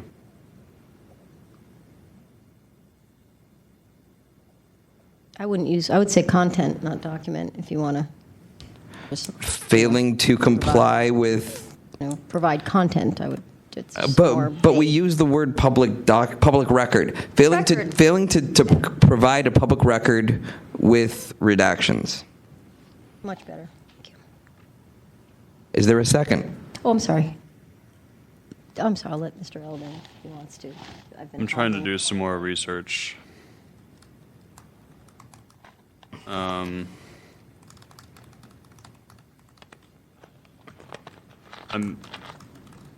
I really would like to know more about health laws around here because I don't. It's disconcerting that we are just assuming that it's a violation when there is a lot of heavy state and federal law about hospital records, which seems to be the issue for me. I mean, we all know how hardcore that stuff is, right? You and I don't get to. Neither you nor I nor the executives of Uber get to walk around with the personal medical records of other people, and so, if they don't have a mechanism for handling that, and it's and it's actually a real technical barrier in the manner that I don't know of easy video editing software that you can just plug a video in and blur out all the faces. I don't think that exists. I mean, I know the exact process to blur out video because I've shot protests and blurred out every single participant. It's a time-consuming process, so I know exactly what's involved here. Okay. And it's not a simple thing. You need to refer this to SF.gov TV or something to do it more than likely. Okay. My concern is that basically, outside of the HIPAA issue, we were dealing with the drone issue earlier. Being able to redact material in videos needs to be something that's within the city's technical ability and available to across city departments. and this is demonstrating that it currently isn't. It's not really about Mr. Garza's case, and it's not about the video exactly, and certainly the representative from DPH was acting within, her understanding of what was possible. But I just can't sort of sit by and allow the idea that, we don't know how to edit video is a legitimate reason to not turn over public records. All right. I'm ready to... Is there a second? I'm still waiting on a second. I'm ready to second. I second. I made him do it. Can I ask a quick question, please? I'm sorry, Mr. Garza. Well, no, it was about the motion, because you were making a motion about one item. You weren't making a motion about the IDR. I think this should be held in front of the full task force for them to figure out whether it was complied with. Sure, I understand your question, Mr. Garza. Let me just give you a quick answer, which is we're just making a recommendation. You'll still have a full hearing before the full task force. And they'll be able to consider it. And nothing's off the table. I just wanted to be sure there wasn't going to be only this, and they weren't going to be able to consider. Oh no, it's a complete do-over. Everything starts from zero. It's just that this is what's written on the. Is just what's written on the top of the page. We can go anywhere we want next month. If this is the case, I think we need a little additional clarification in that the violation for 67.24 is regarding the video. Do you have any recommendation regarding other documents that were requested and may or may not have been provided? My understanding is that everything else was provided. Yeah, my understanding is that there were a couple points that Mr. Garza made. One was the timeliness, which we have not agreed with at this point in time, which we can. Mr. Garza, you need to go ahead and sit down, please. We're done with that portion of the hearing. Well, you will get your chance in a month. But the timeliness was an issue that we've not neglected to move forward, and then that the video was never turned over. The other elements I don't think came about in this hearing. They may come up in the future, but at this point in time, that's where I sit with this motion. Is there any public comment? Hi, my name is Diane. I think it's a clear violation of failure to turn over video evidence of actual criminal activity happening by hospital staff, and that's why council said don't release it. If they were able to even turn over the 5 minutes or 3 minutes that all this took place at, to the best of Mr. Garza's recollection, there was nobody else there during that time. That was never specifically posed to DPH. She's seen the video. It'd be interesting to do a little questioning about what she saw. How many other patients did she see there while Mr. Garza was present? Also, there was no whatever the federal emergency trauma log. That was not turned over. They indicated he wasn't on it, but they didn't turn it over. They could have redacted all the patients' information that were on it, but the whole point is he went seeking medical care and was denied, assaulted. His personal property was taken and altered. And this is all in a publicly funded hospital in a public area that was videotaped. So for them not to release that, it's going to be quite the challenge. But maybe a request for that 2 or 3 minutes that all this took place, or a quick question about how many patients were there during this altercation or during this time frame, and also to establish that he was there but seeking medical emergency treatment but was not recorded on the federally mandated log. These are important facts. It's too easy for them to throw HIPAA out there with no specific citation. What part of HIPAA law prevents you from releasing this video with other patients in a public lobby? with no identifying factors other than face. I mean, really, patients don't get name badges and interviewed on these security cameras. So the HIPAA rule, I did medical research, I did grants and finance for medical research and worked with many clinical trials, and throwing it out there and being uncomfortable is how they want you to feel so that anybody can deny an injured person seeking medical treatment and to protect the company. Great, thank you. Mr. Garza, I have a quick yes or no question. If you could please answer it with a yes or no. The previous public speaker mentioned that there's a log that you have not received and had requested. Is her summary of that accurate, that you are missing a log? I believe that the Impala law requires that there be a triage report and a medical screening report. I, of course, asked for both of that. I didn't receive any of it. Now, they'll say that the record sir, wasn't created. that's Mr. Garza, that was all I needed to ask. Mr. Eldon? So we are missing other information. Yeah, could the representative from DPH approach one? So I'm sure you're aware of the documents that were just referenced a second ago. What is the status of them? Were they provided? Why not, if not? I provided every single document with his name on it from San Francisco General. And you'll see in the packet that there are responses from people saying that there was no EMTALA because he was never checked in. So he was told to turn his camera off. He never did. So he was never seen in a visit.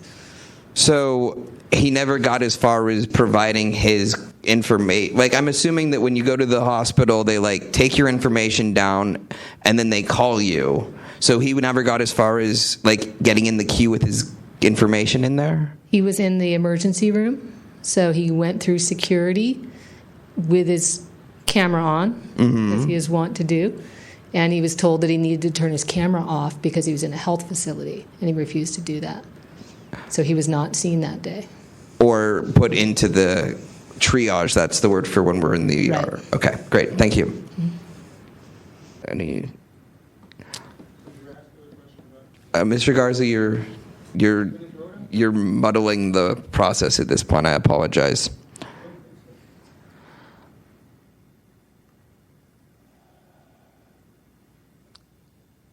Are we ready for the vote? I guess I'm having trouble figuring out. I think it's interesting to think about. They don't have this log because they didn't allow him to get that far into the process where it would have been generated.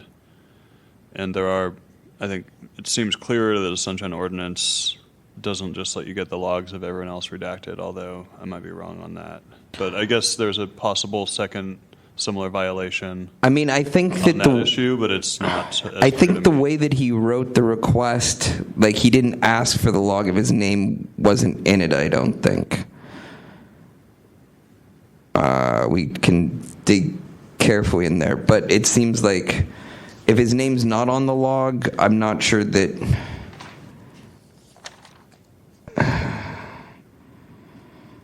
It's vague how it's written. I'm comfortable with the way it stands now, and it's just a recommendation to the full task force. Yeah, I mean, I feel like we're getting the video is the heart of the issue. Right. It seems to everyone involved. All That's what we need to figure out. So. All right. Any remaining public comment of people that haven't spoken? All right. Would you read the roll? On that motion, Member Eldon. Aye. Eldon, aye. Member Fisher. Aye. Fisher, aye. Chair Wolf. Aye. Wolf, aye. The motion passes. The matter will be referred to the full task force. Most likely will be the August 2nd meeting of the full task force. Great. Thank you. Next on the agenda, file number 17060, complaint filed by Michael Gray against the police department for allegedly violating Administrative Code Section 67.21 by failing to respond to a request for public records in a timely and/or complete manner. All right. Is Mr. Gray here? Great. And a representative from the police department? All right. Wonderful. Is anyone ready to make a motion for jurisdiction? sorry. I would like to make a motion for jurisdiction under the auspices of the Sunshine Ordinance Task Force. This is a department. It's seconded. Any by acclamation? Sure. Great. All right, Mr. Gray, go ahead and approach the microphone.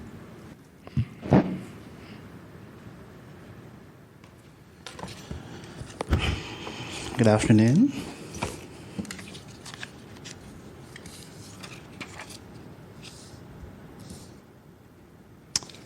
Whenever you're ready. Okay.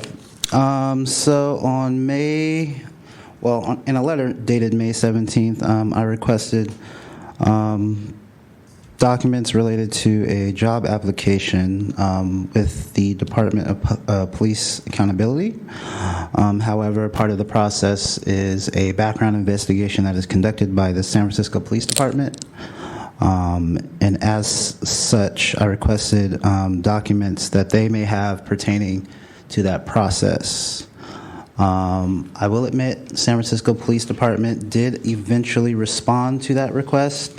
However, it was basically a blanket response saying that they would not be providing any records related to my request. And in their response, I think if you look at the response letter dated June 1st, the response to item 4 is where they explicitly state that they will not be providing documents that that I know they have in their possession related to communication revolving the background investigation, stating privacy issues. And the reason I say I know this is because this request was sent out to DPA and HR as well, and through that request I received some records from the Department of Police Accountability that were authored from the San Francisco Police Department. Is that all you have? Yes. One quick question before we move on. How did you send this? Was it just sent through U.S. mail, or how was the request sent? Yeah, so this request was sent through U.S. mail to all named entities. Great, thank you. Is there anyone here to give facts or evidence on behalf of the complainant? Seeing none. Respondent? Good evening. James Frugley with San Francisco Police Department. I'm sorry. James Frugley with San Francisco Police. Hold up. You're like a really tall guy. Yeah. Can you hear me now? Yeah. So, James Frugley with the San Francisco Police Department. The San Francisco Police Department received Mr. Gray's request on May 23rd, and we responded with a letter on June 2nd, within the 10 days. As to the first two requests, Mr. Gray's request was, we're not the custodial records of that, and I think like he said, he's submitted a request to DPA as well, and in the letter we acknowledge that we do not have that information. The third and fourth request of his, which, where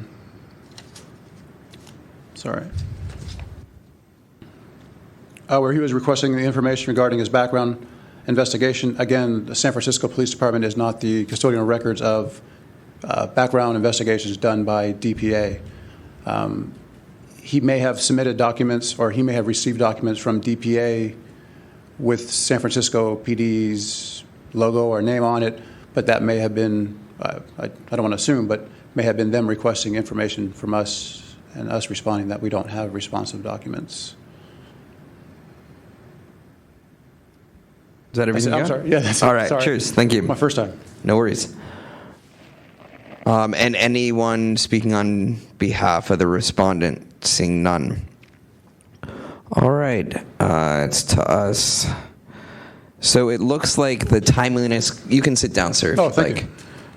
It looks like the timeliness issue is potentially a matter of going through the U.S. mail system. They claim that it was. It's dated May 17th. The letter's dated May 17th. They claim they got it on May 23rd. That seems like a while to go through the mail for a local distance, but perhaps that's just what happened there. Mr. Gray, you're going to have to stand up and speak in the mic, though. You'll see that the copy of the envelope should be provided with those documents, and that it was postmarked on the 18th of May as well. Right, but we still don't have any way to verify how, I just wanted to point that out. Thank you. If you would send an email, we'd be able to make a stronger case to when it clearly was transmitted. But with the U.S. mail, I think that if they say they got it on the 23rd, that's probably the point that they got it. They wouldn't have much reason to misstate that. I don't believe, at least I don't see anything to indicate that they would. And so that does put it within the timeliness factor. The issue of whether or not they have any responsive records, they're saying that they do not, that they weren't responsible for the background check. Is anyone else seeing anything in here that we should be focusing on? I don't know what the complaint is, because it looks like it made it by the 10 days. Well, it's just a question of whether or not they said they got it at a certain date. For that, for that timeline to work out for them, we need to assume that the Postal Service didn't work as well. It's right. Right. Which is... I've seen it happen, though. Yeah, it's just an uncomfortable position for us. It's uncomfortable for me. So here's... He lives in Oakland, so I remembered how to get across the bridge. I don't think we should focus on the timeliness factor, but here's something that I am a little concerned about. If you go to page 251 in the packet, we deal with question 1 and 2, and just 251 is the response from the police department. We deal with the expunge of handling question 1 and 2 fine, but when we get to question 3 and 4, the response seems to sort of deviate from what we just heard. Instead of saying that the records don't exist, we've now saying that you're declined to release these records as that they're protected on the basis of privacy.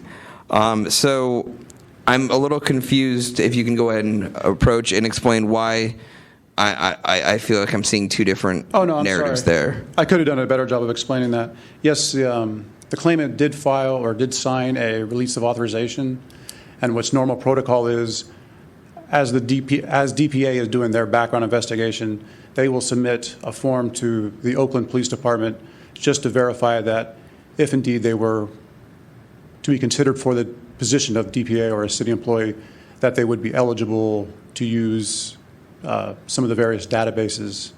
So I guess it's something to that effect. Wait, and I just got confused. I'm confused. How is the city of Oakland involved? I'm sorry. He lives in Oakland, but... I'm sorry. Oh, okay. I came from Oakland Police Department, San Francisco. Okay, so I used to work for can the you Oakland actually Police repeat what you just said? Because Oakland just threw us all off. Yeah, I could see where that would. I'm sorry. So he did sign a release of authorization with the San Francisco Police Department that authorizes the department, and this is just from what I've been told, to do a record check or a criminal check or some kind of check to ensure that if indeed this gentleman is eligible to be hired by the city. And I can't expand on that anymore because I don't know what that entails. Okay, so but I think we should be able to get a yes or no. Are there documents in possession of the SFPD that are pursuant to his request? It seems like I'm hearing both yes and no, and I'm confused. Okay. No, there's no responsive documents. There's nothing you can give us.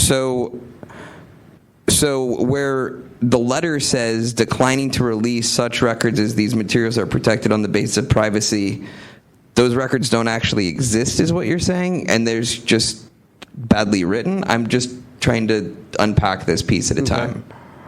Let me work with you. I think as my understanding is, and talking with the person who does the public information or sunshine requests, that if we did have them, they wouldn't be subject to release anyways, because then on the final paragraph, it talks about that DPA, again, the investigator positions are handled by the DPA, and any related background outcome decisions or noticing responsibilities would be through that agency. And what is DPA? The Public Police Accountability, formal OCC. Oh, the old OCC, okay. And so that's a wholly separate department from the police? Yes, sir. Great. So you're saying that in essence, what the letter is saying is, if we did have such records, we decline to release them at this point in time, or under these provisions? Yes, that's correct, sir. Okay, but I think that Mr. Gray is still owed a definitive yes, we have them and we're not releasing them, or no, we have no documents, because although I understand the logic behind, like, we're neither going to confirm nor deny such documents exist and we wouldn't give them to you if we did, I don't know whether our sunshine rules actually allow that approach that certainly works in other jurisdictions. I understand your point, and I'm not prepared to give a definitive yes or no that there's confirm or deny, as you say, because I wouldn't be 100% sure. And no one wants you to guess. So as you should know from hearing the previous hearings, this will be going in front of the full task force. And is it possible for you to get the answers as to whether or not these documents do or do not exist, and presumably the clearance to reveal that information in the upcoming hearing? I will forward this to my supervisor, but I don't see why not, or at least get clarification correct. Yes, sir. So that you'll have, your answer, maybe we're not going to answer that question, but so that you know the answer yourself and we can deal with this as it actually is. Yes, sir. Great, wonderful. Any other thoughts from my colleagues? At that point, I guess I'm confused on the same thing, because, I mean, it's not only that, it's that it's saying that the complainant filed something that says that the forms wouldn't be disclosed, and I don't know how that conflicts with the Sunshine Ordinance. I mean, Yes, I'm sorry. Go ahead. Oh, yeah, there's an acknowledgement of... Authorization release Correct, form, that he right? signed, which is a standard, everybody would sign that for, if you're doing a background. I mean, I think that there's an argument to be made, but what's more important is whether the records exist or not, and I don't think that the waiver is giving the police the option of not answering whether the documents exist.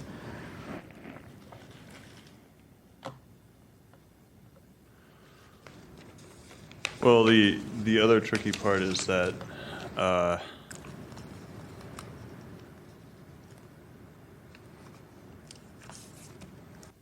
the information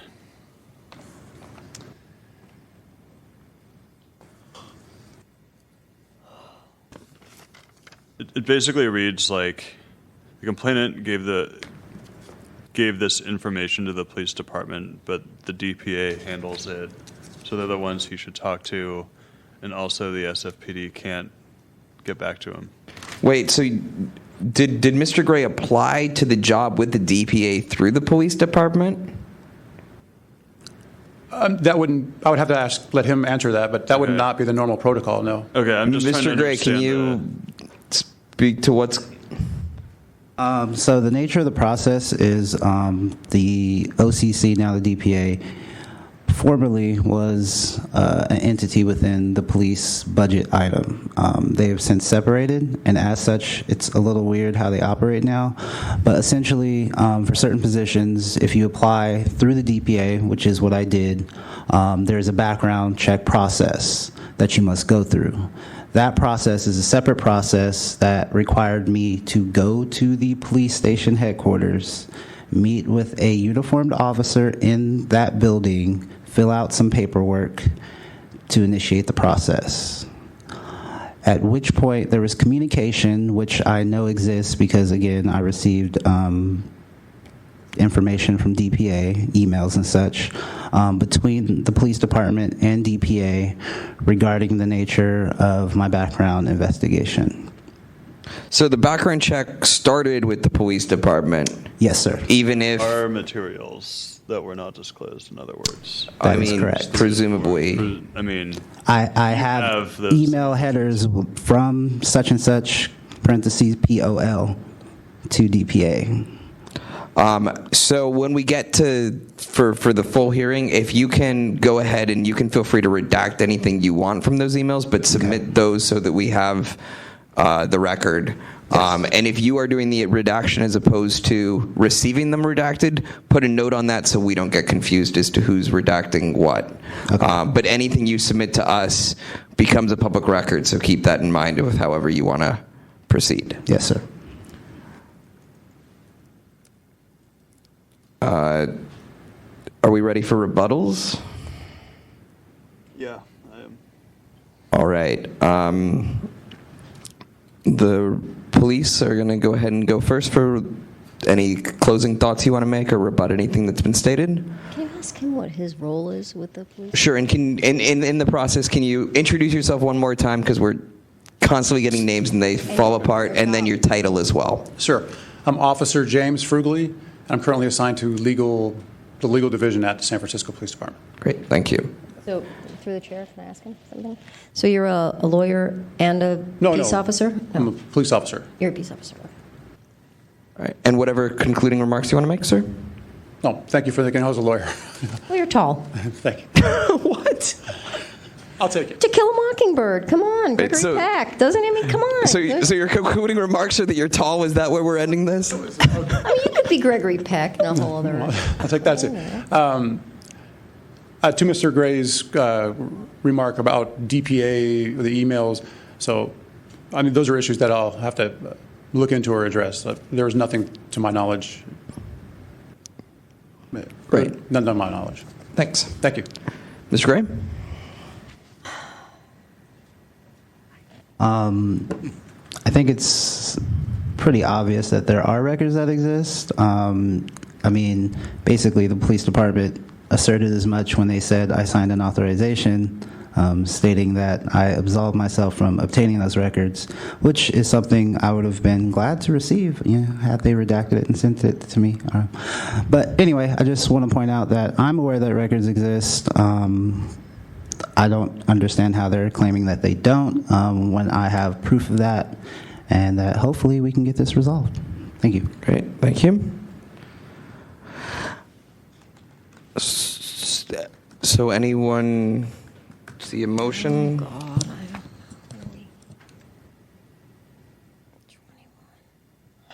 Well, I don't see the timing. I'm not ready to do I mean, it's not a clear cut. The timing isn't. It's in. I like it better when it. Sorry, I like it better when it's like 12 days. Then we can go timing, but I don't really see that. I don't think we can make much of a case around the timing because, we've all agreed we can't. We'd have to do forensics on the Postal Service. Well, in the actual way that the police response is written, it was responsive records. So, I mean, what they're probably going to say is, like, we have records, but we didn't need to respond with them or something like that, right? So, I mean, because we're still waiting to hear from the police as to whether or not these records do or do not exist, the complainant has suggested that these records do exist because he has some of them, although they're not in our records at this point. It seems like there is a dispute about whether these records exist, which I would like to resolve in the actual hearing. It also seems a little unclear as to what the requirements to turn over this material might be, whether turning over fully redacted pages, like here's 16 pages that just have one word on them, whether that's required or not because of this waiver, I don't really know. So I'd like to hear from our city attorney about if they have any thoughts on that waiver. With that in mind, I'm inclined to make a recommendation make a motion with no recommendation one way or the other and allow the full task force to sort of take this new evidence and work with it as they see fit in the upcoming hearing. Does anyone have any thoughts in favor of that or opposed to that before we make it a real motion? That's where I'm at too. Does someone want to make that motion? In addition, can we include the 45-day language that the record in question is a public record? Well, see, that's where it gets weird, is that it seems like we're trying to figure out if it's a public record or not. Okay, I understand where you're coming from. So the other wolf has made it pretty clear that we need to sort out these kind of basic questions in this kind of committee. Yeah. I mean, so I think I don't think we are kicking the can. We have a question to the police about whether or not they have any records that they are going to respond to when it's in front of the full hearing. We have a complainant who apparently has evidence that such documents do exist and is going to provide some sort of evidence of their evidence in the full hearing. Like, I think we've set it up to be heard in front of the full task force. I don't think it benefits anyone to hear from them 2 months from now, which is when we would hear them again, and then it would go to the full task force, which would make them not deal with the situation for 3 months. Presumably, Mr. Gray has some reason pertaining to employment that he's trying to resolve this, and I don't think... You can tell this to Wolf the Senior when he... You can point Wolf Senior towards Wolf Junior, and we'll publicly duke it out any day. And have. Maybe we can just state that the type of record that has been requested is a public record, instead of saying whether or not they exist or not. Or sorry, it's just a statement that the type of record that was requested, if they exist or don't exist, is a type of a public record. Well, the elements, my understanding is that the elements that wouldn't be public would be redacted. Right, that any record is a public record. It's just that, okay. There'd be a large page of redactions. Like, basically, if he received these exact same things. Sure, so should this be part of the motion, is what you're saying? Yes, we need to include that as part of the motions. And who made the motion? You did. No, I just suggested making it. I haven't actually made it. There's too many words. I don't remember them all. All right, As to refer without a recommendation, and to make findings regarding records being public. And what about findings for records being public? That the record is a public record. Wait, can you explain why we need to do this part? Because it makes all of us feel a little uncertain. It is pursuant to Code Section 67. There's a portion of the code which requires the task force to make findings of whether or not a record is a public record or not within 45 days of receipt of the complaint. Oh, I see. And so if we don't make that finding, then it has to be scheduled within 45. Got it. So if one were to make a motion, one would make a motion that would say to refer without recommendation, and then do what with a public record in 45 Let me find a days? specific section. Wait, so what happens if this group finds that the record's public, as required, as outlined you said, and then the larger task force then says, no, it's not a public record? That's their prerogative. I don't have an answer for that. Okay. I think we'll just be overruled. Well, right, but in terms of the way the law is actually written, it's not quite so clean. Because we've made a ruling that it is a public record that... But we're not the full committee. Right, so I'm not sure if we really can even make that ruling. The committee has been authorized to make that ruling by the full task force. Oh. There you go. All right, who wants to make this motion? I just want to hear what I'm waiting for further. The motion for you to make. I'm waiting for further instruction. All right, I'll make a motion. Look at you, go, man. To send this to the full task force with no recommendation and a finding that it's public records. I'll second that. He's a writer, so he's good at this. Oh, yeah, okay. Any public comment? There is nobody in the room. I still have to ask. And seeing none, go ahead and call the roll. Member Eldon. Aye. Eldon, aye. Member Fisher. Aye. Fisher, aye. Chair Wolf. Aye. Wolf, aye. The motion passes. Just going backward slightly, we forgot to make that 45-day finding regarding the last item. We mentioned it in the beginning, but we never officially acted on that. If you would like to act on that now. I mean, What would acting on that look like? I'll make a motion for the previous item to that the records in question are public. Second. Is there any public comment? Seeing none. Seeing none on that motion, Member Eldon? Aye. Eldon, aye. Member Fisher? Aye. Fisher, aye. Chair Wolf? Aye. Wolf, aye. The motion passes. Okay, call the next item, please. Next on the agenda, item number 10, file number 17063, complaint filed by Michael Ray against Mickey Callahan and the Department of Human Resources for allegedly violating Administrative Code Section 67.21 by failing to respond to a request for public records in a timely and/or complete manner. Mr. Green was previously here at the meeting, but he had a child care issue and could not stay. He has stated that he stands by the written statement submitted by the Department of Human Resources. Okay. Mr. Gray, you want to go ahead and give us a quick summary? Jurisdiction. Oh, is there a motion for jurisdiction? I move for jurisdiction in this. Second? By acclamation? Sure. Seeing none, no objection? And just say there was no public comment. No public comment, no public. All right, go ahead, Mr. Gray. So it looks like they may have submitted, Department of Human Resources may have submitted some records to you guys that I guess were publicly available. However, the email that I saw in those records that indicated that they were sending those records to me has the incorrect email address. So I did not get those records and was not really aware that they had been disseminated. So there's a note about them sending it to the wrong email address, and presumably they got the right email address. No, they did not. Okay.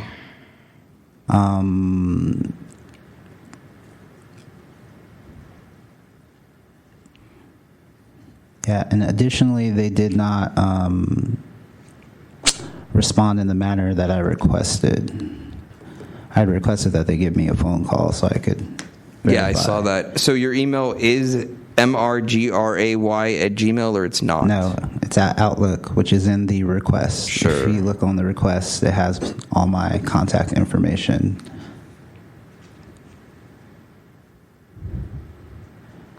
So have you had a chance to look at the packet and see what their response is? I have not. So, admittedly so. No worries. So let me just read to you what we have in our file. Okay. Mr. Gray, DHR was not involved with your background check and therefore does not have any responsive documents to your request. You may wish to contact the Department of Police Accountability. Thank you. No, we just heard from the police, not the DPA. Oh, you're right. So it sounds like there's a failure to send it to the right email address, which, I'm hesitant to make a finding without them there because it's going to go to the full group anyhow. Yeah. Is there, based on what you know now, other than the email address going to the wrong spot, what I just read, do you still have ongoing concerns about them having information that they haven't turned over? Possibly. That is kind of something that is contingent upon whether or not the police department has information. But given that they are the city's overarching hiring agency, I would assume that they'd have some sort of information. I may not have asked the right questions, but mainly my concern with them was just the timeliness of response. I never received so much as a phone call stating they needed more time or a letter or anything. So, right. And what about? It seems like both DHR and the police have referred you to DPA. Have you filed these requests with DPA as well? I have. DPA has actually been quite pleasant in dealing with them, and I would like to commend them on record for their timeliness and responding to my sunshine request and actually submitting documents. And so, in terms of whatever your quest for information is, do you feel that between with what you got from DPA, have you been able to figure out what it is you're trying to figure out, or are you still seeking information that you don't have? I'm still seeking information I don't have because I'm under the belief that some information may have been illegally used to disqualify me. And do you have a sense as to which agency used that potentially illegal information? That would be the San Francisco Police Department. So there's still this sort of hang-up situation with what happened on the SFPD's end that's outside of DPA's involvement, it sounds like, at this point, in terms of getting you what you need? Yes. Basically, and this is where I'm going to ask you not to laugh. Basically, when it comes down to the police accountability aspect of DPA, the San Francisco Police Department has the ultimate decision as to who gets to investigate them. Okay, that seems like a very problematic situation that perhaps this is not the best venue to get your concerns about that out there. Oh, I just wanted to throw that out there. No.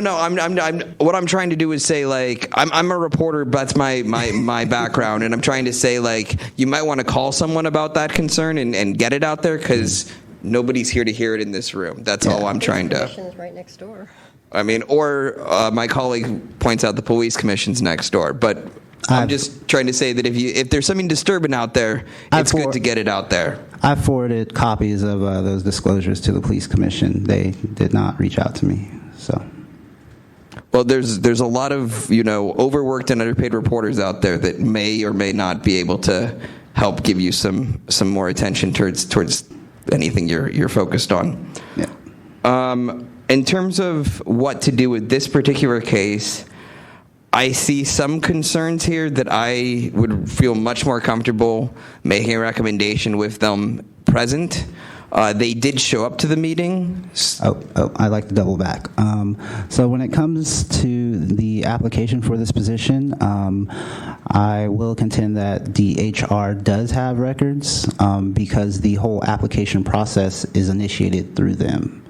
When I initially applied for this position back in 2014, I was rejected by an HR analyst with the Department of Human Resources, in which I filed an appeal and eventually an appeal with the Civil Service Commission, and was eventually reinstated and put on the list. So for them to say that they don't have any records, it raises an eyebrow for me. Right. Okay. Were you able to figure out what criterion they use for these background checks? I have not. So it may be possible, even though the results of your background check appear to be outside the scope of what they look like they're able to give you, there may be documentation of the background check process that you could file public records requests on, which might help you to get closer to understand what happened there. How do you guys want to deal with this DHR with them not here right now? That's the problem. He was here. He was the one who had left. Yes. I'm sorry this has gone on so late, by the way. It happens from time to time. No, it never happens. First time at one of these, it's been interesting. Yeah, got to see a lot.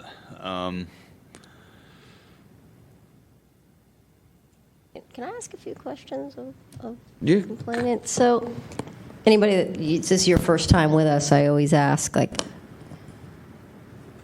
did you get your documents? But clearly you didn't, right? So I'm just trying to cut right to the chase here. So you didn't get anything from them at all. Is that correct? Oh no, I never received anything from DHR. Okay.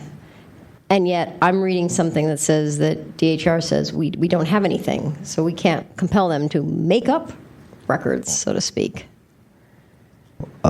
Okay, well, let me rephrase that. I never received anything from DHR in response to this request. I've received emails from DHR that are probably auto-generated from the initial application process, which occurred in 2014. Yeah, that doesn't count. But with that being said, I would assume that they'd have some record of those documents and those responses from 2014. Yeah, because I'm looking at this letter and going, well, you got this letter, but this is from DPA, not DHR.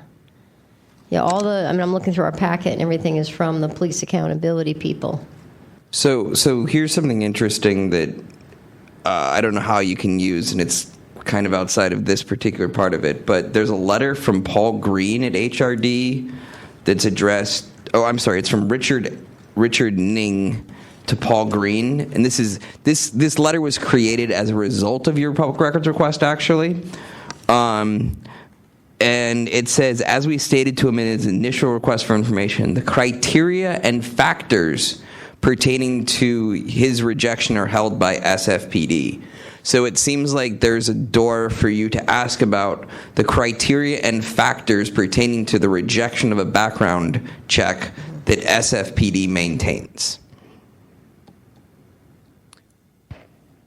For example, here are the criteria that we use to choose or dismiss someone. They should have that somewhere, then they should be able to provide that. Right. I mean, That's what you're saying? Yeah, I'm basically trying to give you some brainstorming ideas of how to sort of go backwards to identify what matches your background and their criteria so that you can put the two together.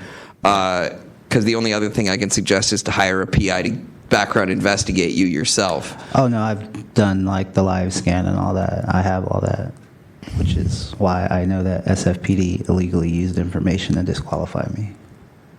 That's way outside our pay grade, which is zero. Yeah, we get paid zero. I suppose I should have disclosed this way early on, but this will not have any impact on my ability to judge fairly. I went through the same thing. I did the background investigation with the police back in, let's see, I'm 54. It was my bucket list of turning 50, so it was 5 years ago. And I did the PA. I did the other direction. I did the PAT. I did the physical test. I did everything. I did the written test. I tested very high. I didn't pass the background investigation, and I did the same thing. I said, you want to tell me why? I'm a freaking Girl Scout. I mean, I'm the most boring person on this planet. There was absolutely nothing in my background. And they said, that's private. So I'm kind of empathizing with you right now. There's a part of me that's like, yeah, I'd kind of like to know what's going on here. Yeah, there's actually a California law that requires that information that is used to adversely affect your employment be disclosed to you. Yeah, I just kind of moved on. I wonder how that conflicts with the other protocols. I mean, it's outside of, There's like a word for like a whole category of workers in the city that are called something service, and there's civil service, and there's like a civil service committee that oversees this. Is the job you applied for within the civil service? Oh yeah, I have multiple complaints going right now, and full disclosure, I'm currently employed with the city and county of San Francisco. So are you? You have complained to the civil service or whatever other entities you've identified? Yeah, there's an ongoing investigation into it by the Civil Service Commission. Great. For lack of a better term. I don't know if they call it investigation, but... Right. Well, I mean, I think we've delivered whatever recommendations we can, and it seems like you're well on your way to cracking this nut yourself. I really want to just go with a no recommendation, a recommendation with, or refer this to the full task force with no recommendation, because I just don't feel comfortable putting explicit recommendations without hearing both sides of the story. I've said this in past hearings, and if no one wants to second it, we'll go from there, but that's my motion. And seeing no... okay, seconded. Can we include the 45-day language? And it's a public record under 45-day language, yeah. No public, so we don't need to do that. Roll call. Member Eldon. Aye. Eldon, aye. Member Fisher. Aye. Fisher, aye. Chair Wolf. Aye. Wolf, aye. The motion passes. All right, that's everything. You'll hear from us about when it's scheduled for a future hearing, and hopefully we'll get them both on the same page. And just remember to send Victor the whatever you can to show that, our job is to sniff out smoke and see if there's a fire there. So any evidence of smoke, send it our way so that we're better prepared. Okay. Great. Thanks so much. you all. Next on the agenda, item 11, announcements, comments, questions, and future agenda items. Is there any announcements from anyone? Comments? Questions? Future agenda items? Yeah, maybe I didn't send you that email after all. I couldn't find it. But I want us to figure out, I'm still annoyed about that issue 2 months ago where we had that joint committee to hear an issue, and we had no record of how to deal with that. So there's the Department of Rec and Park and the we didn't have a joint committee. They had a joint committee. Yeah, and we were basically well, we don't have any way for dealing with these emerged committees. Mm-hmm. And so we ended up finding a violation on something more specific where they basically combined something wrong.